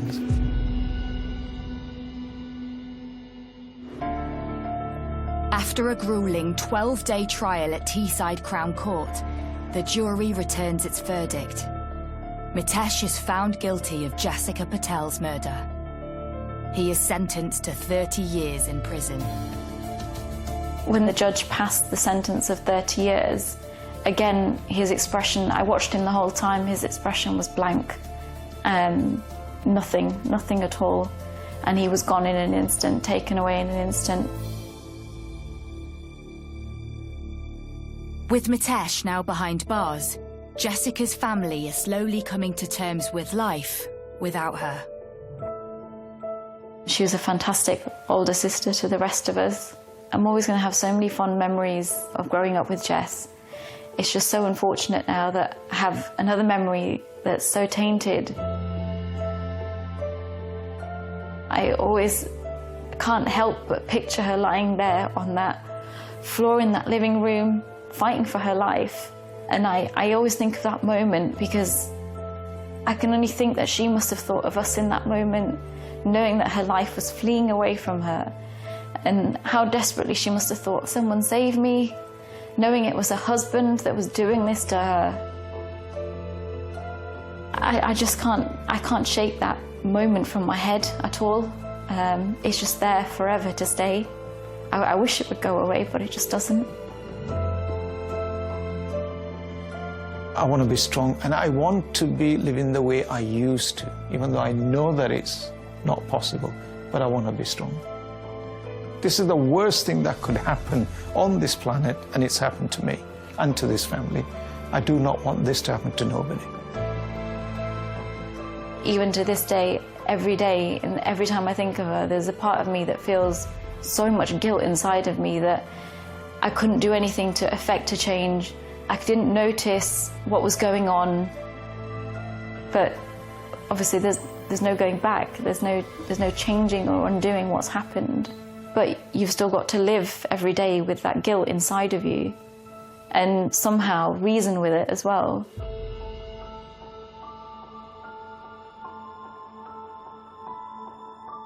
Tonight, David Muir reporting. We take you inside 2 cases. A mother just 19 years old. She was trying to protect her daughter. She fought like hell. Another case in a beloved teacher, her whole future ahead of her. Mysterious cold cases. It gives you chills even today. Yes. What links both of those cases is the cutting-edge forensic technology inside this lab. It sounded like science fiction at the time. Can they be solved? You'll see it unfold right here as they unmask the killer in both cases. Catching the killers on tonight's 2020, The Codebreakers.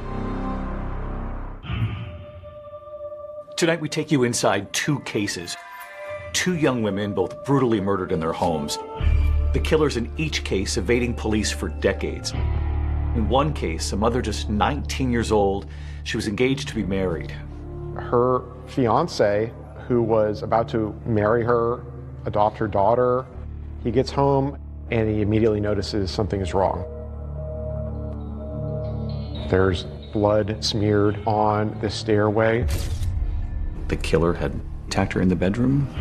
There was handprints of her trying to hold the door closed, and she just wasn't strong enough. Another case in Texas, the beloved teacher, her whole future ahead of her. Drove in to Memphis. She just started a new school. She was loving teaching her students. She was in a very good place. 911, what's your emergency? What's going on? Oh, she's been murdered. What did your daughter do? She's been murdered! You remember walking in and what you discovered? I remember walking into the bathroom and seeing her body on the floor. She'd been handcuffed. That's correct. She had been handcuffed with her hands behind her back. There were about 36 different wounds on her body. She put up a fight. Of course, the question, who would want to kill each of these women, the mystery behind their murders, would torment their loved ones for decades. They've got handprints, they've got footprints. Why are they not finding this person? It was like the talk of the town forever. And for the detectives who were working these cases, frustrating dead ends. There was also a suspicion, could it have been a member of law enforcement? Right, there was no forced entry, so our speculation was that it was somebody that she knew or somebody that presented a position of authority that could have garnered that trust to get inside the apartment. All of these questions lasted for years and years. Yes. Both of these brutal murders were cold cases for decades. And what links both of those cases all of these years later is the cutting-edge forensic technology inside this lab. Tonight you'll see it unfold right here as they unmask the killer in both cases.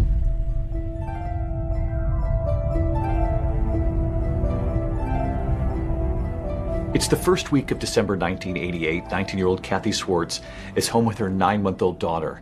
In Kathy's living room, a tree decorated and ready for the first Christmas for her little baby. She was living with Mike Warner. They were, setting up their life, although he wasn't the father of the child. They were a couple and they were trying to make their way.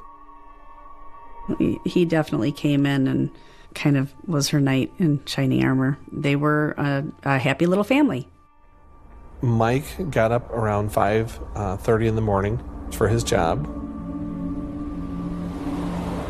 He gets home at 3:30 and he immediately notices something is wrong.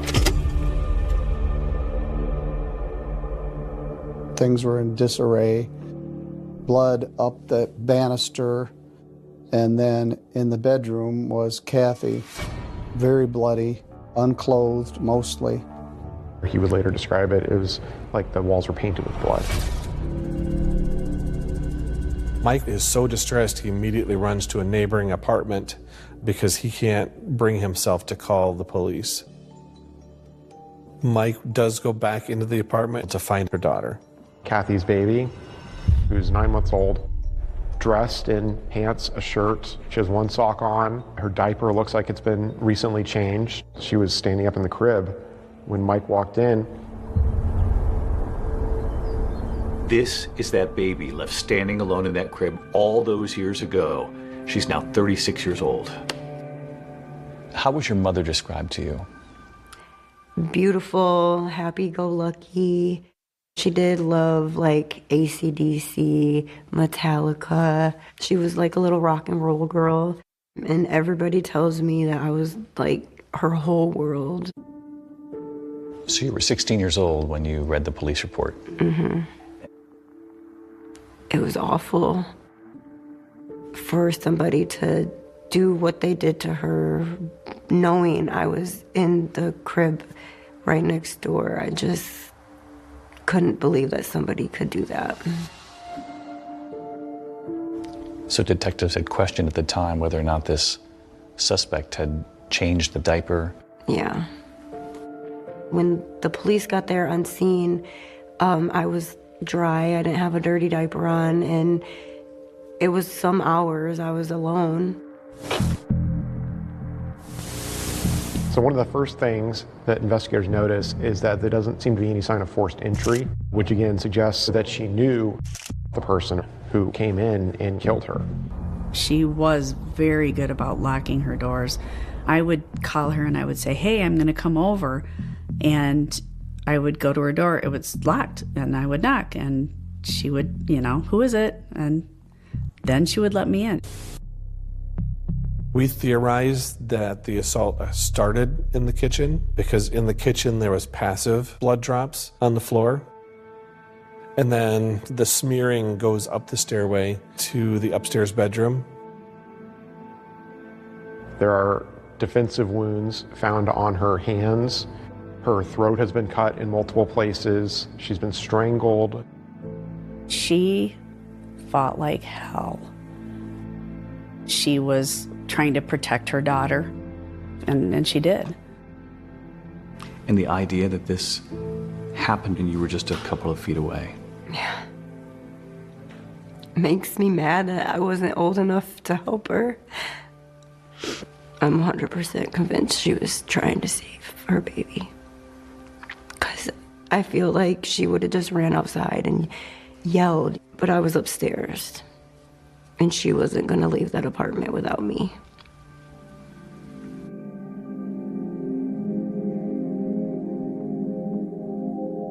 In the bedroom where Kathy was found is a phone on the bed.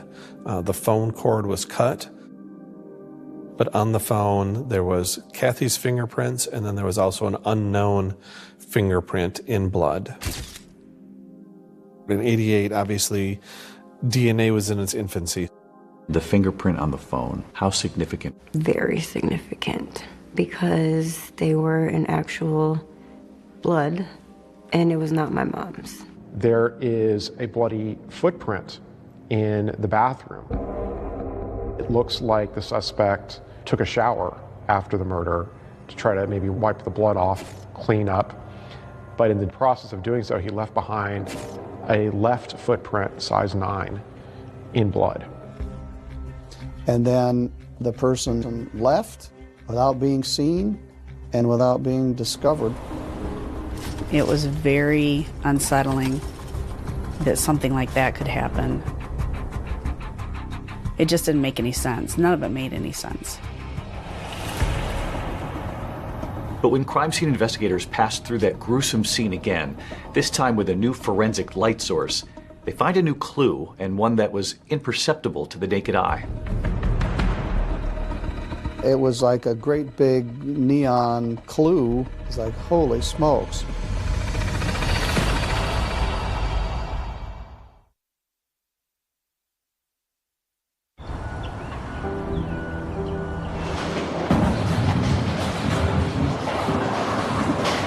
South Lanes is a bowling alley in Three Rivers, Michigan. It's the social epicenter of this small town where Kathy Swartz's father ran the pro shop. Oh after her brutal murder back in 1988, it also became a place that connected Kathy's daughter, Courtney, to her mother. I grew up in the bowling alley. I spent a lot of time there. I was raised by my grandparents. They tried to fill the void as much as they could. What were you told about your mother's absence when you were a little girl? About first grade, they had told me that a bad man had hurt my mom and she was up in heaven.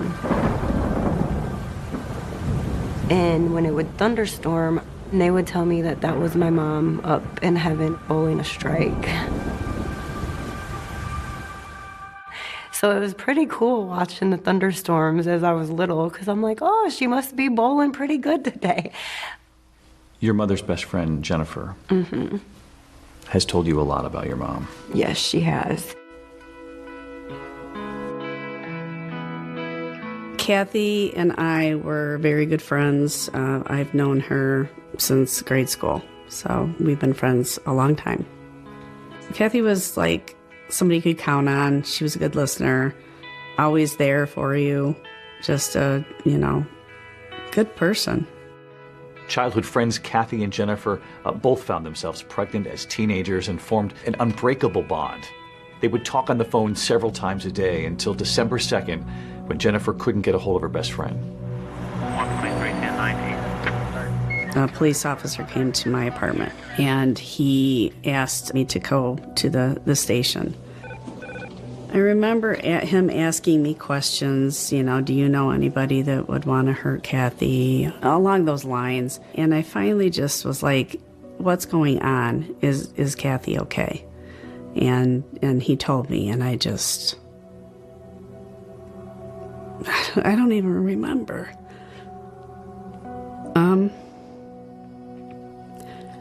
I know that the first thing out of my mouth was, is Courtney okay? Where is Courtney? I do remember pictures of our first Christmas tree, and she had presents under there for me, but she never got to give them to me. We can see it's the pain you still carry with you. They were a young family just starting out. Kathy and Mike Warner had only been engaged about 3 weeks before her brutal death. And since he was the one who found her body, of course, police would have a lot of questions for him. When the police initially interviewed him, he had this kind of flat affect to his voice. He didn't seem to be all that upset that she was dead. He didn't get emotional, and that seemed very suspicious to police. I can't imagine, walking into that scene and what that does to somebody. There was polygraph examinations that were done with. We were able to verify that he was at work in Sturgis all day long, and there was no way he could have came back to Three Rivers to do it.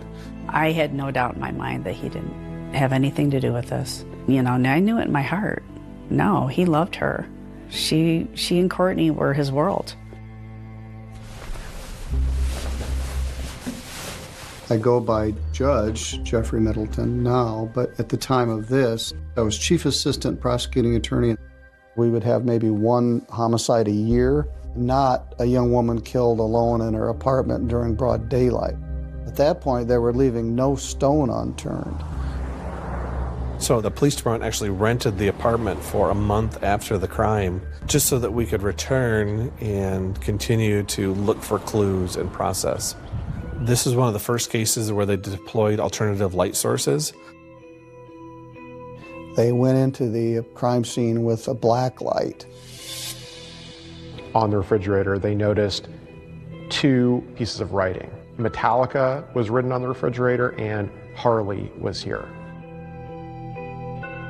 These were inexplicable writings that apparently had been erased. And we found that someone had written on her body, probably in magic marker, on the inside of her thigh, and said, "I was here," with an arrow pointing up toward her groin. That was not visible to the naked eye. And when detectives speak to Kathy's friends, they hear about an ex-boyfriend named Troy Schultes. It turns out he had a nickname, Harley, which of course got their attention. He was a huge fan of the band Metallica. In fact, he has a Harley-Davidson decal on his truck. The truck was spotted outside Kathy's apartment that very afternoon of her murder. Well, that's who I told him to look at, to question. And I know a lot of other people did too. I don't know how to really describe it, but it was not a good they were not good together. And when they further look into him, he doesn't have an alibi for that afternoon.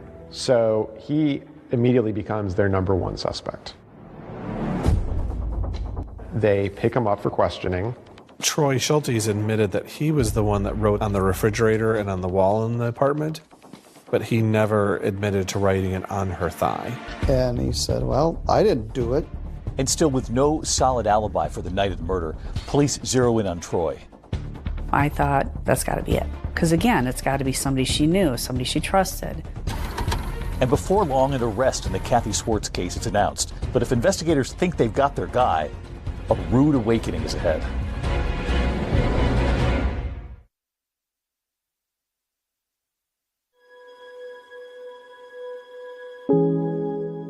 Kathy Swartz's daughter, Courtney, the baby left standing in her crib after her mother was brutally murdered, is a mother herself now.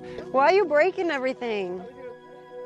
And she and her 4 children have stayed in Three Rivers, Michigan, finding comfort in a mother that she lost when she was just a baby. I do bring the kids out here for like holidays, her birthday, but I also do come out here a lot by myself too. Back in 1988, police believed they found the perpetrator who brutally murdered Courtney's mother, the man whose nickname was scrawled across her refrigerator, her ex-boyfriend, Troy Schultes. You look at that and you think, well, that's somebody leaving a calling card behind that they were there. Without any kind of solid alibi and now under a cloud of suspicion, Troy is arrested, he's charged, and he pleads not guilty. We had the fingerprints, but we also had a sample of blood that was left behind. We believe because Kathy fought back that whoever the killer was had sustained an injury, and Troy's blood type did not match. They take fingerprints and footprints from him, and those prints also do not match. So the charges were dismissed. As it turns out, he was wrongfully arrested and wrongfully charged. So with the investigation now back at square one, the Three Rivers Police Department, they refocused on matching the fingerprint and the footprint found at the crime scene to the killer. We had fingerprinted and footprinted so many individuals that had been living in Three Rivers at that time, and none of them were a match. I thought we would solve this quickly. So the first month passed, we didn't know, 3 months passed, a year passed, and it wasn't solved. Police even looked at similar crimes that had taken place elsewhere in the area. They took fingerprints, footprints. There was no match. And the case got colder and colder. And as DNA technology improves, law enforcement, they continue to work the case. We fast forward to 2012. We're going over the evidence again. The fingerprint that they had found on the phone was in the suspect's blood, and it was still in viable condition to obtain a DNA profile from that. And we've entered it into CODIS. We think that's going to give us a hit. And of course, it doesn't. As the years continue to pass, the mystery and the collateral damage for this whole community only grew. The town was haunted by this. Did you feel the eyes of the town on you as you were growing up? Yes. And I was the baby, so like everybody wanted to take care of the baby, and it's still that way. When you don't have answers, you just have questions all the time. But it definitely changed me. It really changed me. I slept with a machete under my mattress for years.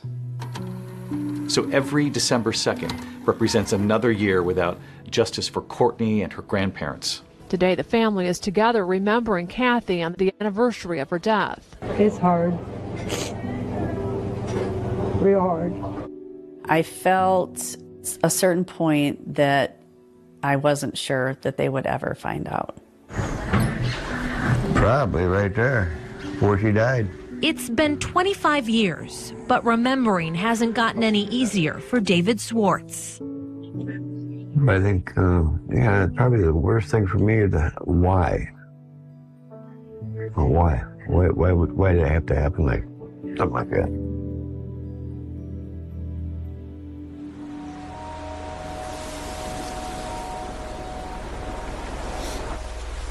When you look at these kinds of cases around the country, there is generally an investigator or a detective who never gives up. Yes. And in this case, it was Jeffrey Middleton. Yes. He is a great guy. What was it, do you think, that kept him going on this case for so long? He was young, just starting out, and this was really the only cold case in our town. I spent more time on this case than any other case in my entire career. Sometimes in later years, I would pretend I was on vacation and lock myself in the library and just go through this file. As Courtney got older, she would call me sometimes and ask if I knew anything, and I never had any answers. Police have DNA, fingerprints, and a lot of physical evidence. What they don't have is the person who murdered a 19-year-old Three Rivers woman in 1988. Here's a lot of the evidence right from property. Eventually, the Three Rivers Police Department decided to partner with the Michigan State Police. They're convinced that with advances in DNA testing technology, that the Kathy Swartz case can finally be solved. In Kathy's case, we had DNA that was in CODIS, and we had not gotten a match. We'd exhausted, the fingerprints, and these things which normally get us a hit did not. So I honestly felt like the genetic genealogy was our only chance for solving this case. And then 3 years ago, Othram, a forensics lab in Texas, now enters the picture. Promising something everyone close to the Kathy Swartz case has waited decades for: answers. Othram uses DNA technology to help identify victims and perpetrators when law enforcement cannot. They knew that it was an unknown male contributor to that DNA, but they didn't know who it was. But all these years later, they said, well, look at this and see if there's something you can do with it. And you were convinced you could? We were absolutely certain that we could help the Michigan State Police work this case. They said, we'll get you a lead back. We're not going to guarantee that it's the lead, but we'll get you a lead. They had over 1,000 suspects. All of a sudden, it's narrowed down to 4. It was our breakthrough.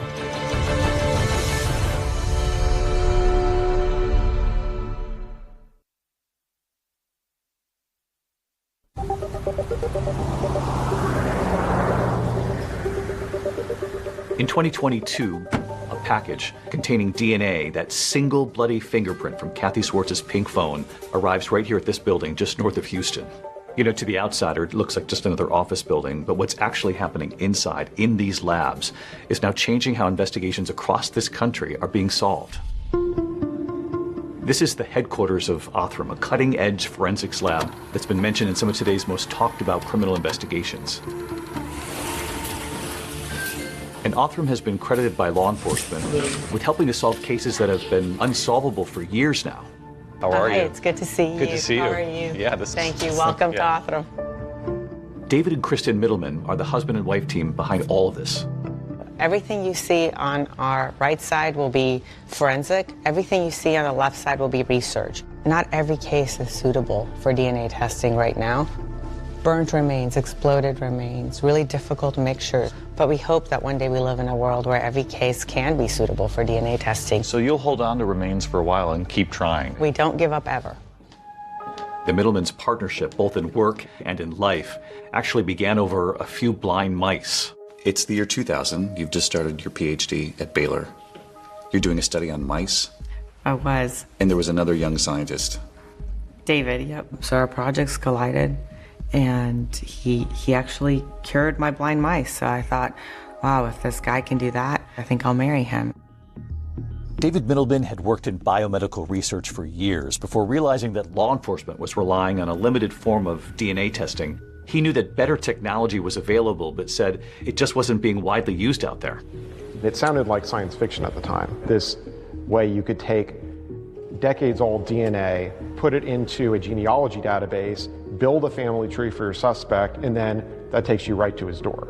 That was pretty amazing. You start to think, wow, this is really an unused tool here for law enforcement. Yeah, it felt wrong that there were tools available, and yet there was this piling up backlog of cases that were unsolved. So at one point, you turn to Kristen and you say, I want to start my own lab. His words were, let's build a forensic lab of the future. And my words were, what? Who's going to give you evidence? You thought from the very beginning, who's going to trust us with this? 100%. I said, I don't think people will come. And he said, well, I'm going to build it and we're going to see. Within a year, he was solving cases almost every week. And the more cold cases they closed, the more publicity they got. And police departments around the world started sending them cases. It's just grown exponentially. In terms of publicly announced solves, Othram is #1 in the world. That includes homicides, rapes, unidentified bodies that they've been able to give names to. And Othram's reputation now for cracking these cold cases using DNA evidence and forensic genetic genealogy is what actually led Michigan detectives to send that 30-year-old DNA to this lab. In the Kathy Swartz case, this DNA was how old when it got here from that pink phone? It was decades old, and in spite of being so old, the DNA was still intact and usable for testing. So you knew right away this was suitable, and this was just his DNA, the suspect's. Yeah, the DNA was a single unknown male contributor. It's a small sample, but in spite of that, there's anywhere from hundreds to thousands of cells worth of DNA. So if you touch David's hand, how much DNA, how many cells have you left there? Hundreds of cells. Hundreds of cells on his hand, and sometimes you're dealing with 10, 15. Even less. From years ago. Yeah. And still able to solve the case. It's a very, very sensitive technology. In this Kathy Swartz case, you've chemically labeled all the different parts of the DNA in this room right here. And what do you do with it from there? It is now ready to actually be read. This particular DNA sequencer is one of the most powerful sequencers This on here Earth. with the green? Yes. Give me a comparison to what authorities used to have to deal with. What would the DNA sequence reveal versus what you can reveal with the DNA sequencing from this machine now? Sure. So for the last 30 years, people have used a different kind of DNA testing technology that can measure 20 data points in the DNA. This machine actually can read out the entire sequence. So whereas you might get 20 data points in the earlier versions of this technology, this machine could give you anywhere from 100,000 to 1 million data points. 100,000 to 1 million? 100,000 to 1 million data points. So now that you have this sequencing that they just didn't have access to years ago, in this particular case, for example, what do you then do with that? So with the data file that comes out that might have 100,000 to 1 million DNA markers, you can do a lot more, including genetic genealogy and that search for distant relatives.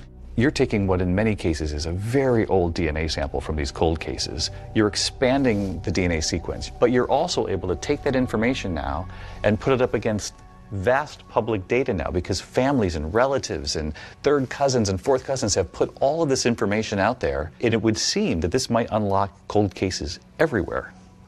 Correct. At that point, Othram's in-house genealogy team takes over to build a family tree for the suspected killer of Kathy Swartz. These types of crimes going unsolved have a ripple effect across society, not just the victim and the family not having answers, but the law enforcement that worked the case for decades, consumed by a case they can't solve. Finding those investigators and then gaining their trust is what Othram says has been critical to their success in helping to crack these cases. In those early years, you have no background in law enforcement. Are you essentially making cold calls to police stations? I spent my time almost exclusively talking to law enforcement. You live in Texas, and you know if you want to land a case in Texas, you got to get to the Texas Rangers. But how did you convince them that we've got a tool here? Well, the one that I've done the most work with is Ranger Brandon Bess. Brandon Bess is almost out of central casting for a Texas Ranger. He's this imposing man with his white hat. When David Middleman founded Othram, nobody had heard of them. And when Bess visited in 2019, he was really kind of taken aback. David walks in this room, and it's to speak to David's confidence in that he's wearing a t-shirt that's about 2 sizes too small. He's wearing jeans that have holes in them. It looks like he hadn't slept in 14 days. his hair standing up. I have instant respect for him because I can tell this is a guy that doesn't give up. Bess came away impressed. He heard about the opportunity to solve a cold case, and he thought, let's team up. And he had one case in mind. They told me it was the most heinous thing that had ever happened that was unsolved in Beaumont. That other case, that young school teacher, 31-year-old Catherine Edwards. 911, what's your emergency? Get me the police. What was unique about this case? The victim was a school teacher, well liked by everyone, and there was no sign of forced entry. So it's a very odd situation. It didn't add up. This is a crime of violence, a crime of passion, a crime of control. It gives you chills even today. Even today, yes, even today. Either it was someone that she knew or someone that presented themselves as an officer. It was almost like whispered in the hallways, it could be one of our own.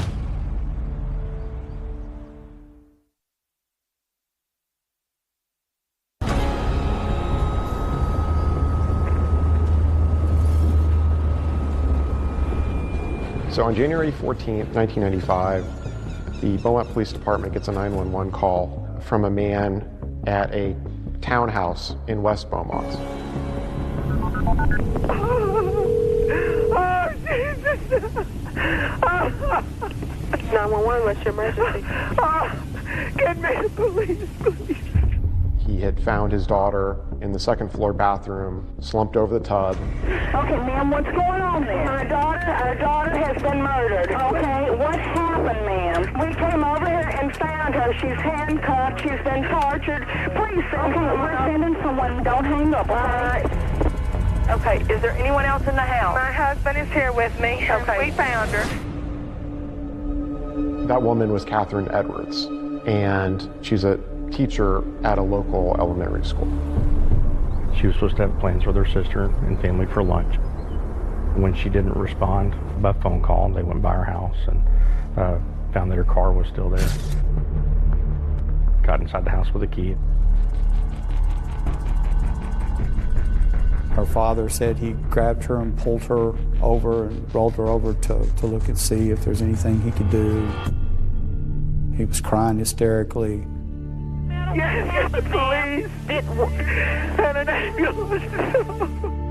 To listen to the emotion in those calls, you know, just gut-wrenching. In my 30-plus years, I'd never heard anything like it. Dad covers her with a towel. Police show up. There's one officer by the name of Carmen Brown. She shows up first, and she secures the crime scene. And that officer, Carmen Brown Apple, says the memory of her entering Catherine Edwards' townhouse has played over and over again in her mind for decades. You remember walking in and what you discovered? I remember walking in and going up the stairs, looking first into the bedroom that was very much in disarray. What did you find as far as the bedroom and the bathroom? Bedroom, there was looked like there had been some type of tussle in there. Things had been knocked around. Sheets were partially torn off. A portion of the bedpost had come off. And then walking into the bathroom and seeing her body on the floor. She'd been handcuffed. That's correct. She had been handcuffed with her hands behind her back. When her mother said her name, yes, you thought, I know her. I know her. I went to college with her. We were in sororities together. She was so full of life and so friendly and so nice. That just always stuck with me. To come to the scene and then suddenly realize it was Mary Catherine, it just knocked me for a minute. It gives you chills even today. Even today, yes, even today. She is not your typical victim by any stretch of the circumstance. It was an extremely unusual case.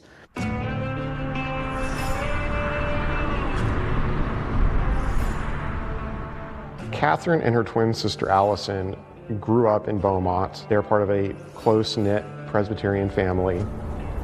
They both attended Forest Park High School and then Lamar University, which is in Beaumont. And they both became school teachers at the Beaumont Independent School District. Catherine and her sister were extremely close. When you talk about Mary Catherine and talk about Allison and look at them, I mean, they are identical twins. You can't tell them apart. They both had students come up to each other in the grocery store thinking they were the other twin. Investigators learned that her sister Allison was likely the last person, aside from the killer obviously, to see Catherine alive. Allison would tell detectives that her twin sister arrived at her house after work to pick up her beloved beagle, Maggie. She came by, visited with her sister, went home. From what we can tell, she had had a glass of wine and just kind of was relaxing and about to go to bed. And I think the last time she was heard from was about 8 o'clock that night. One of the neighbors told police that he heard someone clomping down the stairs overnight on the night of January 13th. There was a 12-year-old boy and his dad that were staying with some friends that was right next door to Catherine Edwards' townhome. He heard somebody run down the stairs and then a door slam, and a little while later a car sped off with loud music. There were some other neighbors that heard some loud banging. It lasted for 60 to 90 seconds. And they said they never heard a scream, so they just figured that something else might have been going on. They had no idea that there was a murder taking place next door. Crime scene investigators found that there was no sign of forced entry, which is significant because it either meant that Catherine had kept her door unlocked or had potentially recognized her killer and let him in. Of course, in these cases, it's standard procedure for investigators to look at those closest to the victim. And really, from the beginning, her ex-boyfriend is seen as a prime suspect. But critical evidence from the scene actually points in a different direction. The crime scene investigators at the time also collected a lot of evidence from the house, and one of those pieces of evidence being the bedspread. Investigators found semen on Catherine's bedspread and from the rape kit. We've got some DNA here. Now we just got to match it. The DNA actually doesn't match her ex-boyfriend, and he's now cleared in the case. And there are no matches to the DNA in CODIS, which is the National Criminal Offender DNA database, either. Police were really stumped. They tried every avenue they could think of, but every avenue hit a dead end. One of their initial theories was that the killer had some sort of law enforcement background. The handcuffs were Smith & Wesson. That's a popular brand with law enforcement. They were trying everything they could think of. They really did. They went and tracked down sales of handcuffs in this area, receipts. All members of the Beaumont Police Department were tested. There were no matches. It kind of sent a panic through the community. You know, if this can happen to somebody in a really quiet part of town, could it happen to them, kind of thing. It went from a rumor to just spreading like wildfire throughout the community. Everybody wanted to know, was this a one-time deal? Was this a serial killer? The case would go cold for decades, and obviously it's just one of hundreds of thousands of unsolved murders in this country. But then in 2020, two investigators, Ranger Brandon Best and Beaumont Police Detective Aaron Llewellyn, decided to take a fresh look at the case. At the time, Bess had just been connected with this new lab called Othram, and Detective Llewellyn knows that there's DNA that's actually available to test in this case. But when Brandon presented Othram to me right then and there, I'm like, let's make this happen. We believed that was going to be our only hope. The last hope for answers, the DNA evidence from the murder of that elementary school teacher, Catherine Edwards, is now headed to Othram for testing. Bloody fingerprint left on a phone and a footprint. And in the case of that Michigan mom, Kathy Swartz, what new lead is about to be uncovered right behind this glass? You'll see right here tonight how both cases are about to crack wide open, sending investigators across this country to find the killers they've been searching for decades. The person that did it was in the 10,000 pages of police reports. You have all these puzzle pieces, but if they don't all fit together, you don't see the picture. I want you to think about the next words that come out of your mouth. I want you to think very hard about that. We felt like we had a home run right then and there. And they said he was like a godly man down there. I was like, wow, we're going to get some answers.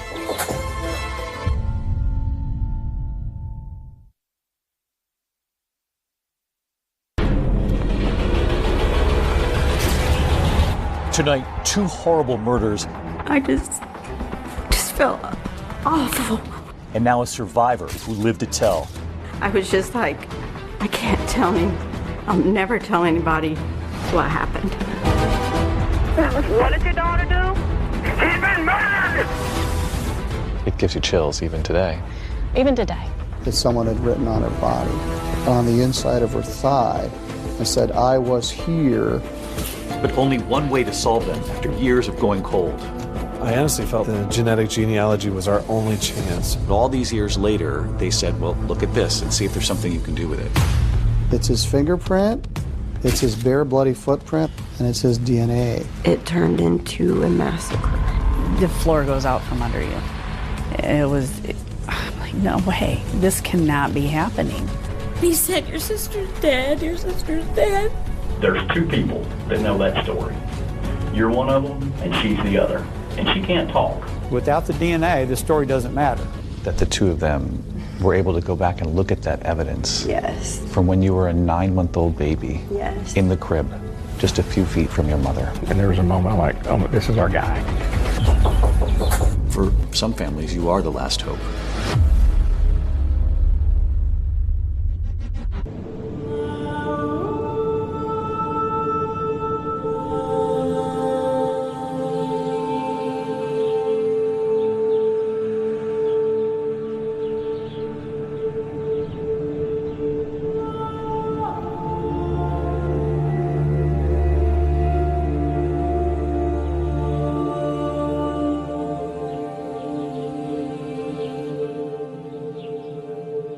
Courtney Swartz's childhood was clouded in mystery.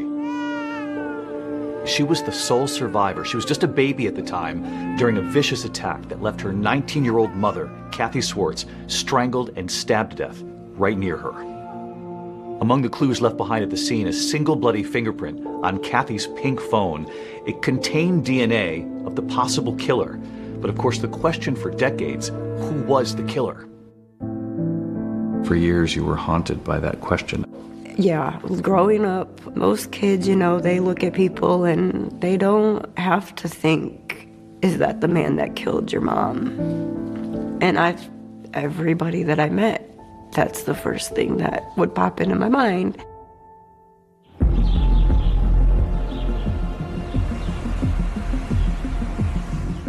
This is the original file from 1988. When you have your files in a cold case, the killer's name, it's in there somewhere. The profilers really believed that whoever it was would return to her gravesite.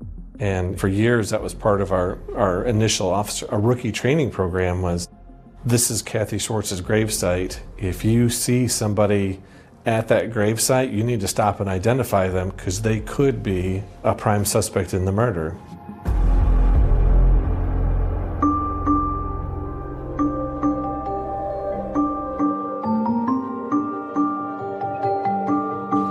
More than 1,000 miles from Three Rivers, Michigan, we're right here on the Neches River in Beaumont, Texas, where another family, heartbroken for decades, the community wondering, do they too have a killer in their midst? After the brutal murder of a young elementary school teacher, Catherine Edwards. She was just 31.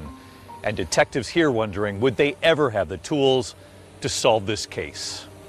You know that every day that you don't solve that crime is a day that you're not going to be able to bring that perpetrator justice. This certainly is a scene that has always stayed with me. And you retired, and when you left the force, at that point it had not been solved. That's correct. Every now and then someone would dust off the case file and start looking at it with fresh eyes, and I always thought maybe this time something will spark and we'll catch whoever did this. It would turn out that spark, the one that would finally reignite the whole investigation into the murder of Catherine Edwards, was actually coming, thanks to a major leap forward in forensic technology.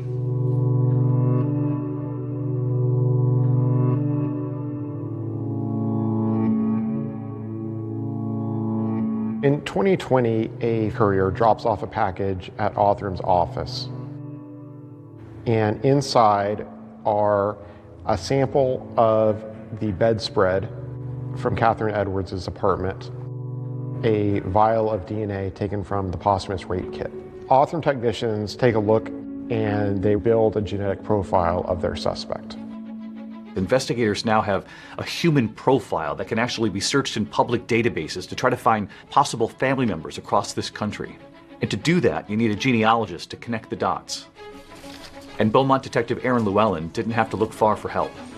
Aaron Llewellyn knew one who would work the case for free, and that was his wife, Tina. I can remember sitting at the table one night and getting really frustrated trying to map all this out. And she's like, let me help. Actually, just move over. I got this. No, Tina doesn't ask.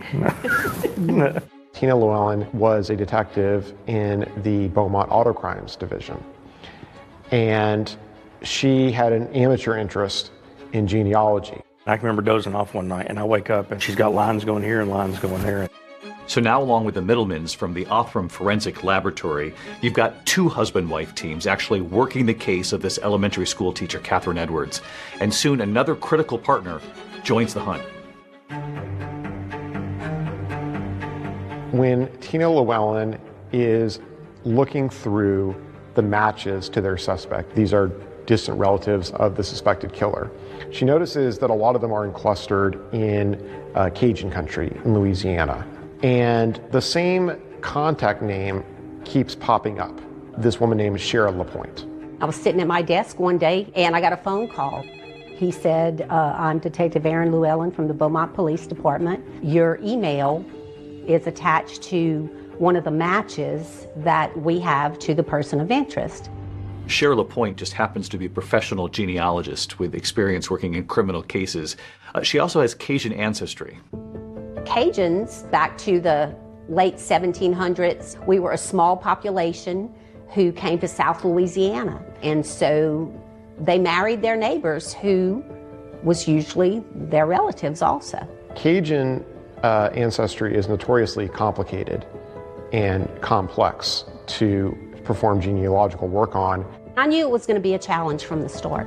We spent hours and hours and hours on the phone talking to each other. Probably no less than 5 times a day. A friendship quickly forms as the two women spend the next 3 months building a family tree around the suspect's DNA, using every record they can find, a combination of internet research and good old-fashioned library archives. A lot of newspaper articles. A lot of newspaper Obituaries. articles. Census records. I remember I got to a couple in Beaumont, and there are yearbook records of 2 sons that couple had. And the first one we came across, he was the right age. He went to the same high school with our victim. Aaron goes and does research and finds out that he had a criminal history from here, and it was a prior sexual assault that had occurred in 1981. And there was a moment like, oh, this is our guy. And the details of that assault set off alarm bells for detectives. There were a lot of similarities in that case that mimicked Catherine Edwards' case. The victim's hands were bound behind her back. She was sexually assaulted. We felt like we had a home run right then and there. Suddenly they realized that this suspect had a second victim. The difference this time, the victim survived and lived to tell. He started telling me that he was training to become a policeman and stuff. He was like, I'll just take you home. I don't know why, but I believed him.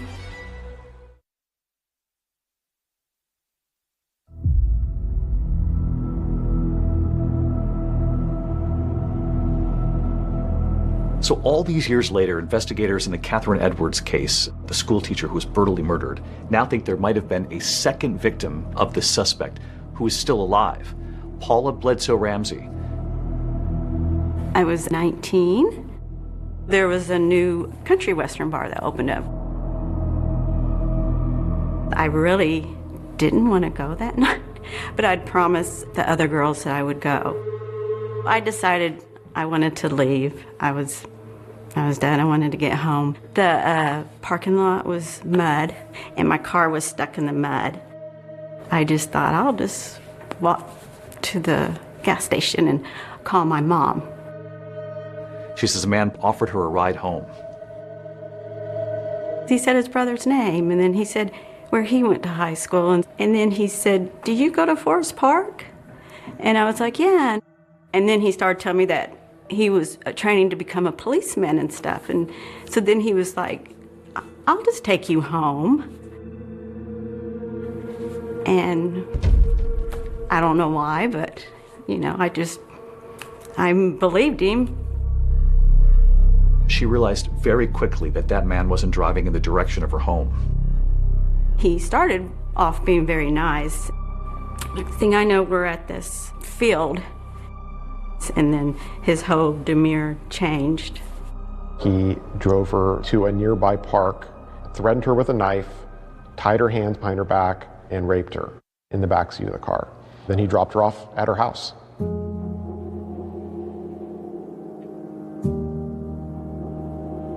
I just felt awful and shameful, and I was just like, I can't tell him. I'll never tell anybody what happened. I don't know. I was kind of like, I don't know if anybody would believe me. Is it my fault? Was it my fault?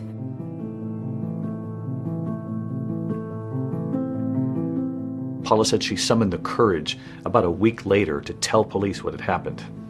They would soon tell her that they identified the man who attacked her, and it turns out he wasn't a police trainee. He was a 21-year-old salesman in Beaumont. He said, yeah, I did it. I just got carried away.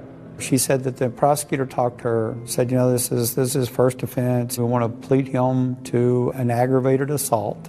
She didn't understand what that meant other than he was pleading to a felony and for assaulting her. And so she agreed to the plea bargain agreement.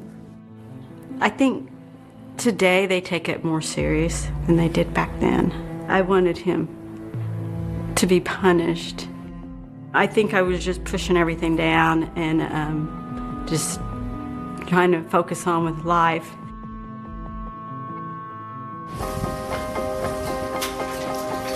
Hey, good. How are you? Ranger Bess? Brandon. Yes, Good sir. to see you. Pleasure. Yes, sir. So when you looked at what had happened in 1981 with this sexual assault, you thought there's a lot here that seems awfully close to the Catherine Edwards case. I did. It turns out that the man who pleaded guilty in that 1981 case is a man by the name of Clayton Foreman. Now, this is the same name that turned up in Tina and Cher's genealogy hunt. He was one of two brothers from the family tree that they actually put together. And you might be wondering why his name never surfaced before.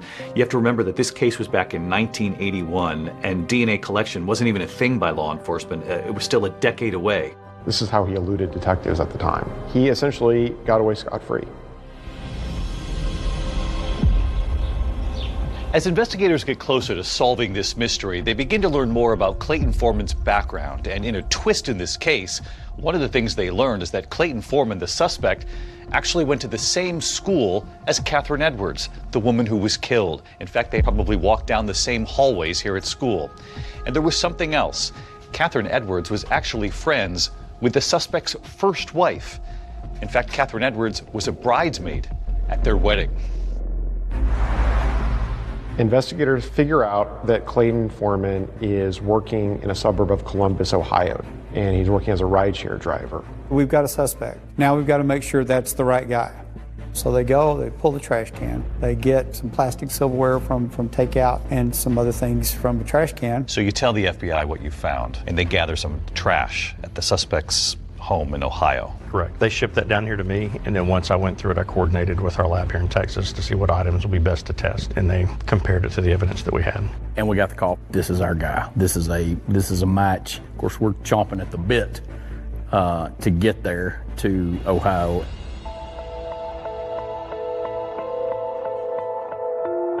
So he'd been told that one of his Uber customers had had something taken and that he needed to come down. Maybe you guys could ask him a few questions about it. That's not what you were going to ask him about. No, not at all. What we're here about is we're cold case investigators. You want that shock and awe factor. You want him to walk in the room, you want him to see a guy with a cowboy hat on, and he knows that this is not someone from Ohio. We're asking you to visit with us about a crime that we're investigating, okay? You don't have to talk to us at all. He thought we were there just following up on an old case, like, hey, these guys, they don't have anything. They're just asking me all these questions in case they do one day. I don't think he had any idea that we had his DNA. So the crime that we're looking at is the murder of Mary Catherine Edwards. She was murdered in 1995. She and her sister, Allison, were actually in your wedding. Right. And 1982. Were you aware of the crime even? No. You didn't know that Catherine Edwards was murdered? No, sir. Did not. Wedding night only would have been the only time you seen her? Probably so. Okay. Never, obviously, had sex with her? No. Never? Never. Did you ever go in her house at all? Any house that she ever lived in? No. Clay, I'm going to level with you. Okay? Right here and now, and I want you to hear me real close. All right, sir. What I'm going to tell you right now is your DNA was on Catherine's bed and was inside Catherine.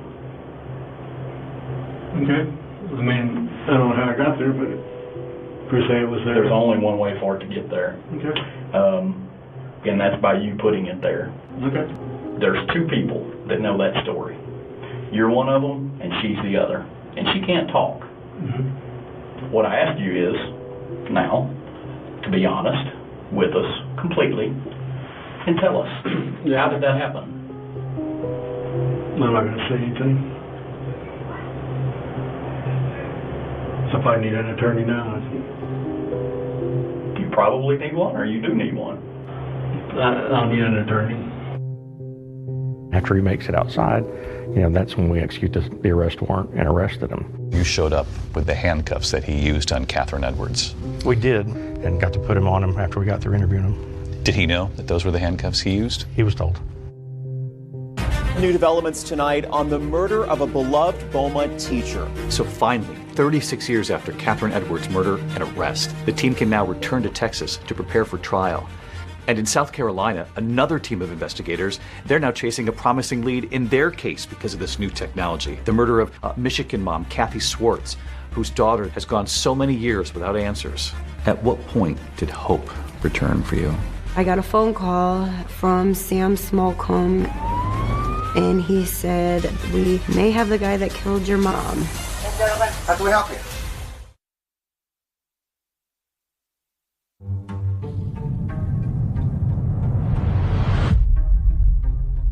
Investigators working the cold case murder of Kathy Swartz, the young Michigan mother who was murdered, her baby right nearby, they had sent off the perpetrator's DNA taken from her pink phone to that lab in Texas, Othram. So after 3 decades with no arrests in this case, Othram actually uses their cutting-edge technology to build a comprehensive DNA sequence of who the perpetrator is. So now that you have this sequencing that they just didn't have access to years ago, what do you then do with that? We could use that profile to search a database of people, and in doing this, we can then begin to figure out how these people that are near relatives are arranged on a family tree. And if we can do that, then we can begin to ask where the person that we're looking to identify might fit on the tree. In going down the family tree, you find that there is actually a family that lives in Three Rivers, Michigan, a mother and father with 4 sons. Yes. That's correct.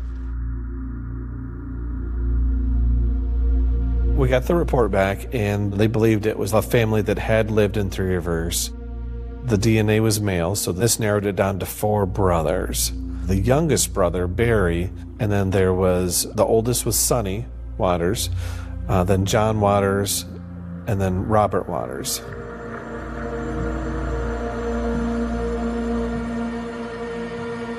We were very excited because now we have leads to run off from. We were very quickly be able to eliminate Barry because his DNA that was in CODIS. And they're able to rule him out, so they take him right off the list. Detectives then track down 2 more of the Waters brothers, who both quickly agree to turn over their DNA. 1, 2, 3, 4. And with that DNA, they're able to eliminate them as well, which just left Robert Waters. Robert Waters was married, had a couple of children, and had been living in Beaufort, South Carolina for quite some time. He was a local business owner and had a plumbing business. And from what detectives can tell from looking at his wife's Facebook page, Robert Waters appears to be a happily married family man. All right.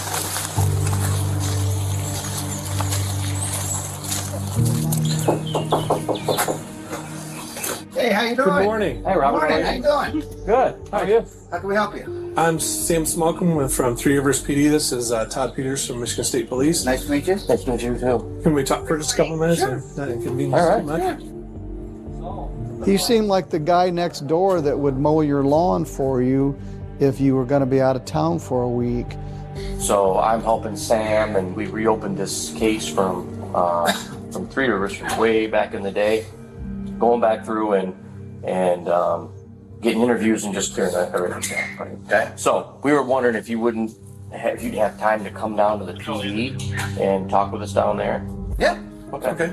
Somebody comes knocks on your door, investigators from another state, and asks you to come down to a department and talk. You're probably going to ask why. Never asks why, and agrees to drive himself down and meet us there. So we'll just expect you in a couple minutes, and we'll meet you down. That's fine. All right. Thank you, sir. After initially not showing at the police station, detectives call Waters. He's informed that they have a warrant for his prints and his DNA, and later that day he actually comes in.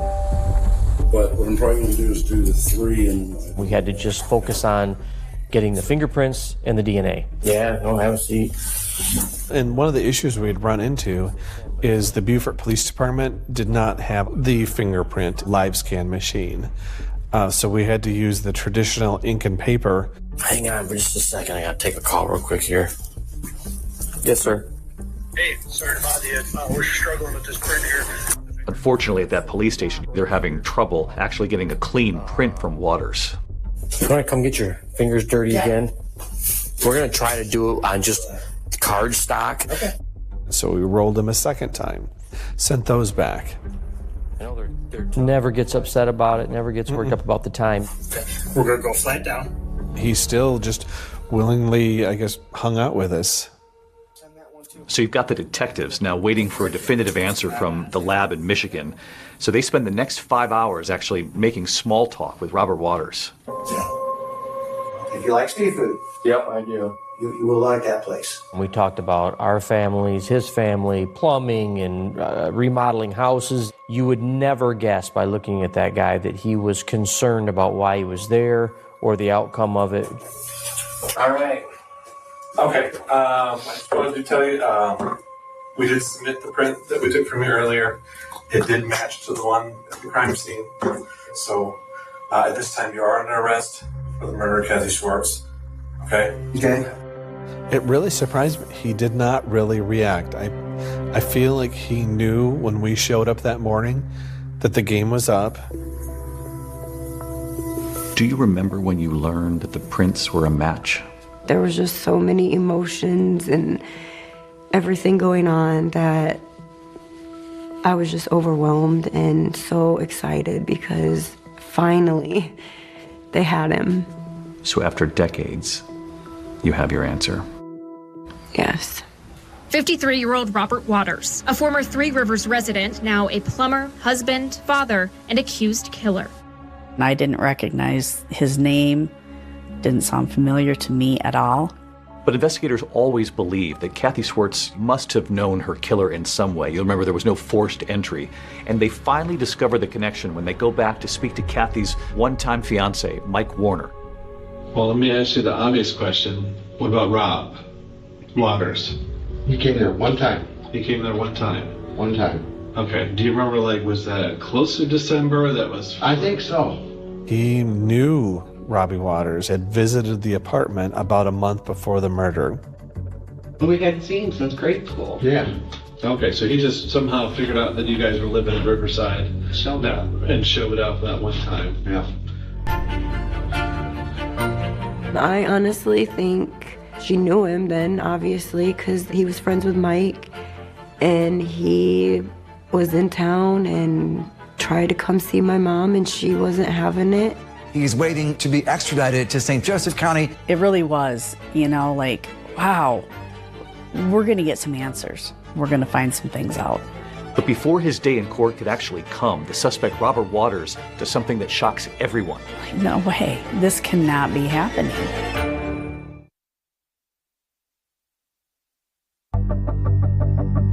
A major breakthrough in a cold case murder out of Three Rivers. And investigators say they have finally arrested a suspect. His name is 53-year-old Robert Waters.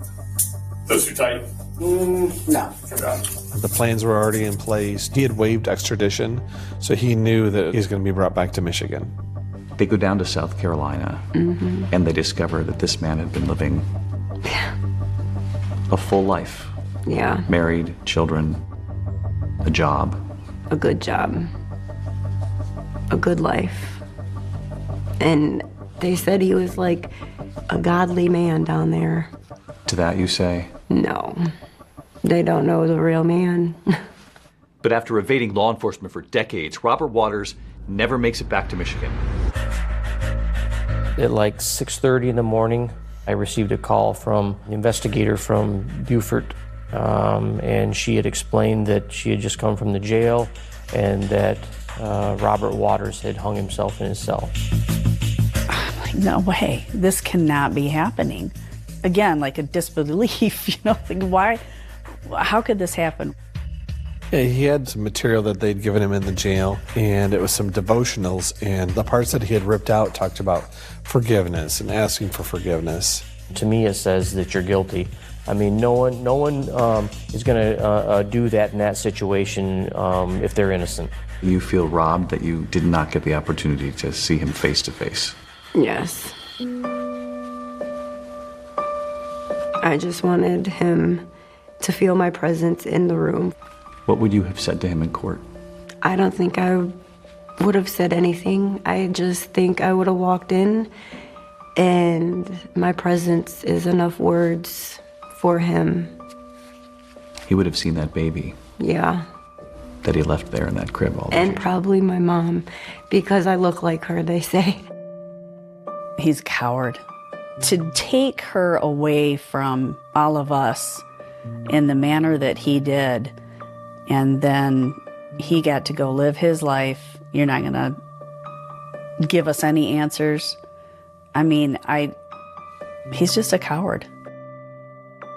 But remember, there are 2 cases here that have been unlocked by this new technology. And back in Beaumont, Texas, Catherine Edwards' loved ones are determined to see the suspect in that case, Clayton Foreman, the man charged with murdering her, face a jury. Clayton Foreman goes on trial in March of 2024 in Beaumont. He is charged with capital murder. Clayton Bernard Foreman, how do you plead to the indictment, guilty or not guilty? Not guilty. There were family there, there were friends there, there were former students of Catherine's that were there to see that justice was going to be served. Prosecutors begin by playing that 911 call Catherine's parents made for the jury. The police, please. What's going on? I found my daughter murdered. That 911 tape was very impactful to start the trial off with. That really gets you involved and to know that something horrible happened. You know, Catherine's parents did not live to see the man accused of killing their daughter arrested. So this is left now to the twin sister, Allison, to tell jurors about her sister. Are you related to Mary Catherine Edwards? Yes, she was my twin sister. Allison is now 60 years old, and she offered really powerful testimony about growing up with Catherine. She just was always very nurturing and loving to people, and if anyone had a problem, they would come to her, and she would talk to strangers and make friends with people and compliment people, and just was an amazing person. Allison recalls the afternoon where her sister's body was discovered. Catherine just never showed up to this lunch. So eventually her father, Lum, agreed to go check on her. And my dad answered the phone, and he was frantic, and he said, "Your sister's dead, your sister's dead." And it was just heartbreaking to see. I mean, her twin, identical twin, is what she would have looked like today if she was alive, and there she is up on the stand testifying. And the emotion and the love and the hurt, all of it came out and was so impactful with the jury. Allison said when Catherine died, she thought her parents died a little bit that day too. It was horrible. They were never the same. But we decided as a family after that happened that we were gonna not let what happened kill us too, and that we were gonna live to honor her, and that's what we always did after that. In a heart-crushing moment, Allison shares with the jury how she honored her sister after her death. 4 years later, I had a daughter, and her name is Catherine. Catherine Ann, after my sister. And she never got to know her. My oldest was 9 months old, and she was her godmother, and she never got to know her either. You can know the case inside out, but until you see somebody testify and see the raw emotion that's going on, that was raw emotion that they relived on the stand. Excuse me, thank you. The prosecution's next witness is about to detail the surprising connection between Catherine Edwards and Clayton Foreman. And you got married to a person by the name of Clayton Foreman. Yes. What she's about to tell the jury about his reaction to Catherine's death. It dumbfounded me.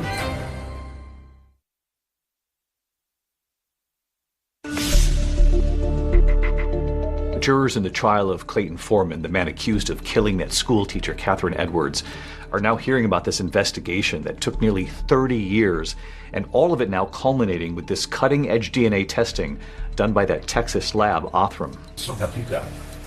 Please have a seat. I was very eager to get to the courtroom. I work at Othram. We'll do the testing, and it will result in the building of a DNA profile to generate new leads in the investigation. There's one thing to solve a case, and there's another to be able to defend how that work was done, allow it to be interrogated openly and critiqued. We want to see at least 50% of the markers, and you can see that in actuality we have, it looks like 87%. So that's far in excess of what is necessary to produce a workable profile. Without the DNA, the story doesn't matter. That's that one puzzle piece that puts it all together. So prosecutors want the jurors now to hear from the woman who can actually detail the connection between that school teacher, Catherine Edwards, and Clayton Foreman. She was married to him. My name's Diana Coe. And remember, Catherine Edwards and her twin sister were actually bridesmaids at the wedding. Were they friends of yours in high school? Yes. She also testified that while she was married to Foreman, she actually discovered something unnerving in his car. You had found a briefcase in the trunk of the defendant's car, is that correct? That's correct. All right. What was inside the briefcase? There was a gun, a set of handcuffs, and some horrible pornographic material. Okay. Regarding the gun, was there any reason for him to have a gun that you knew of at the time? No reason. I mean... Is there any reason that you knew of that he would have a pair of handcuffs in the back of his trunk? No. Did you ever talk to him about that? No. I didn't know what he would say. I didn't know what he would do. And later, when questioned by the defense, Diana said she never saw the briefcase again. She also recalled an odd conversation that she'd actually had with her ex-husband about Catherine and her twin sister.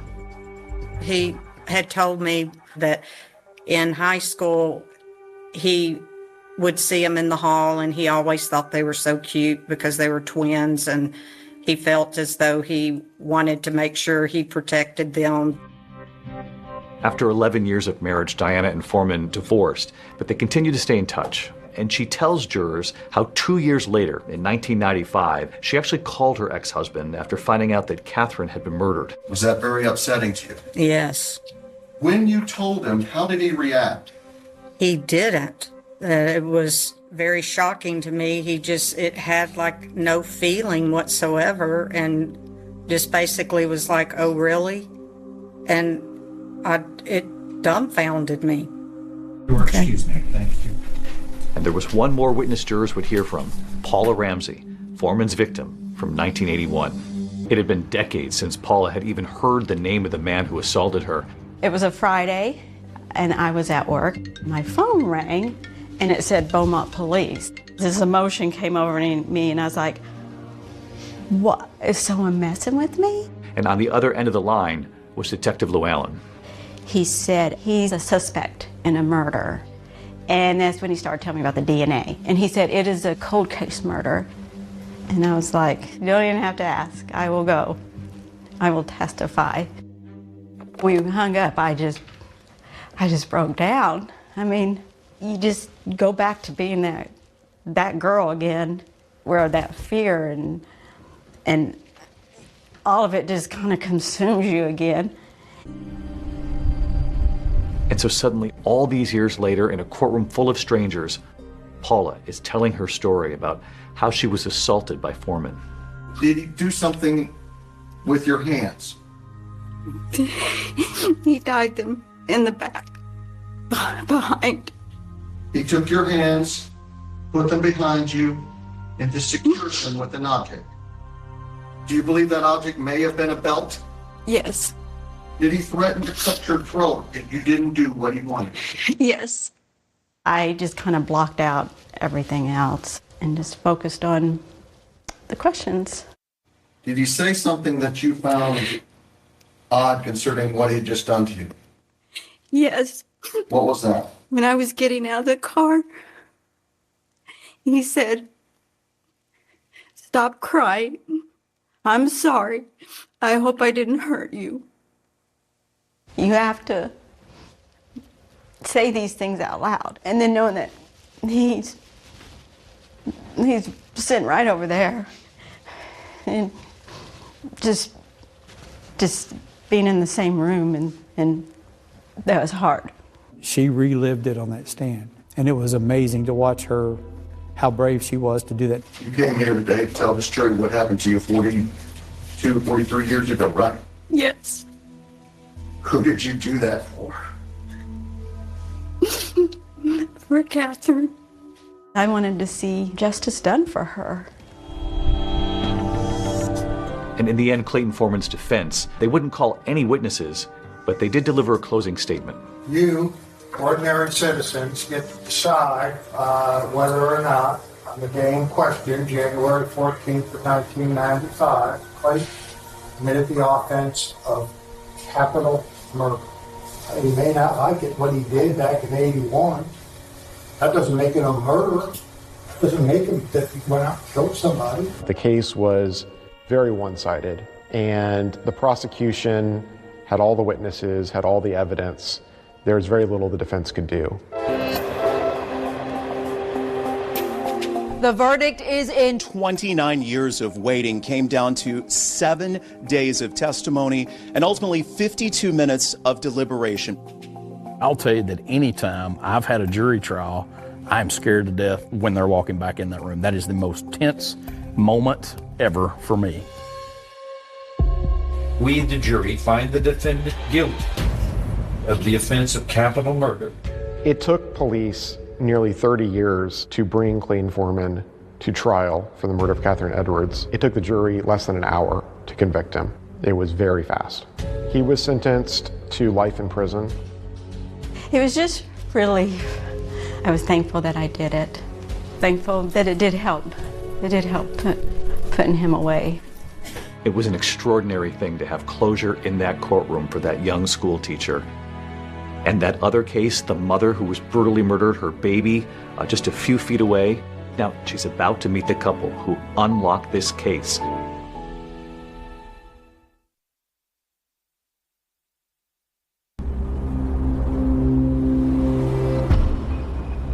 As we stand here today, all these years later, it's so peaceful and quiet here. It's hard to imagine what played out behind us. It is. Thankfully, the detectives worked very, very hard on this. And never gave up. Never gave up, and they solved it. Detective Llewellyn called me, and he said, "Hey, Carmen, you remember how you said you always wanted that case solved before you retired? Well, I know you've retired, but I think we got him," and he did. I can see the satisfaction on your face. Justice after all these years. After all these years, absolutely. Justice, finally, for that elementary school teacher, Catherine Edwards. And in the second case, justice as well for Kathy Swartz's daughter, Courtney. Hi, Courtney. Hello. Hi. So these are the two who helped solve the case. Hello, Kristen.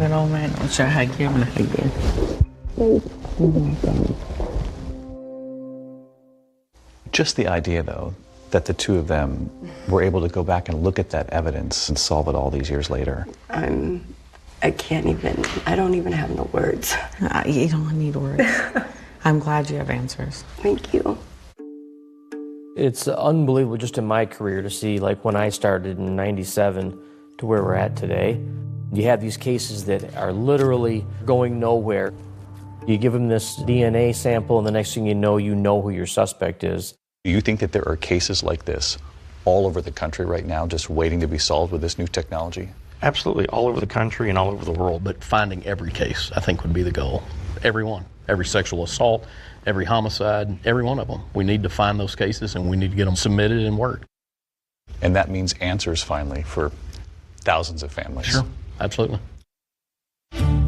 There are tens of thousands of little tubes of DNA in crime labs across this country, and all of them have answers. I think we're going to live in a world in this lifetime where there are no unidentified victims, victims that are named voiceless, where perpetrators are caught the first time they commit a crime. For some families, you are the last hope. For many. Yeah. I don't believe in closure when you've gone through something as horrible as one of these violent crimes, but I do believe that truth allows you to turn the page. I have been living with this for 36 years, and these people, they took their time. They solved this case with DNA so I can close this book and open up my own book with my own kids. And there's no words for that. And we should note that lab, those DNA decoders, Kristen and David Middleman, Othram, they recently announced their 455th DNA match. Deborah, they are solving these cases. And how incredible, David. Catherine Edwards' killer, Clayton Foreman, will be eligible for parole in 30 years. He'll be in his 90s.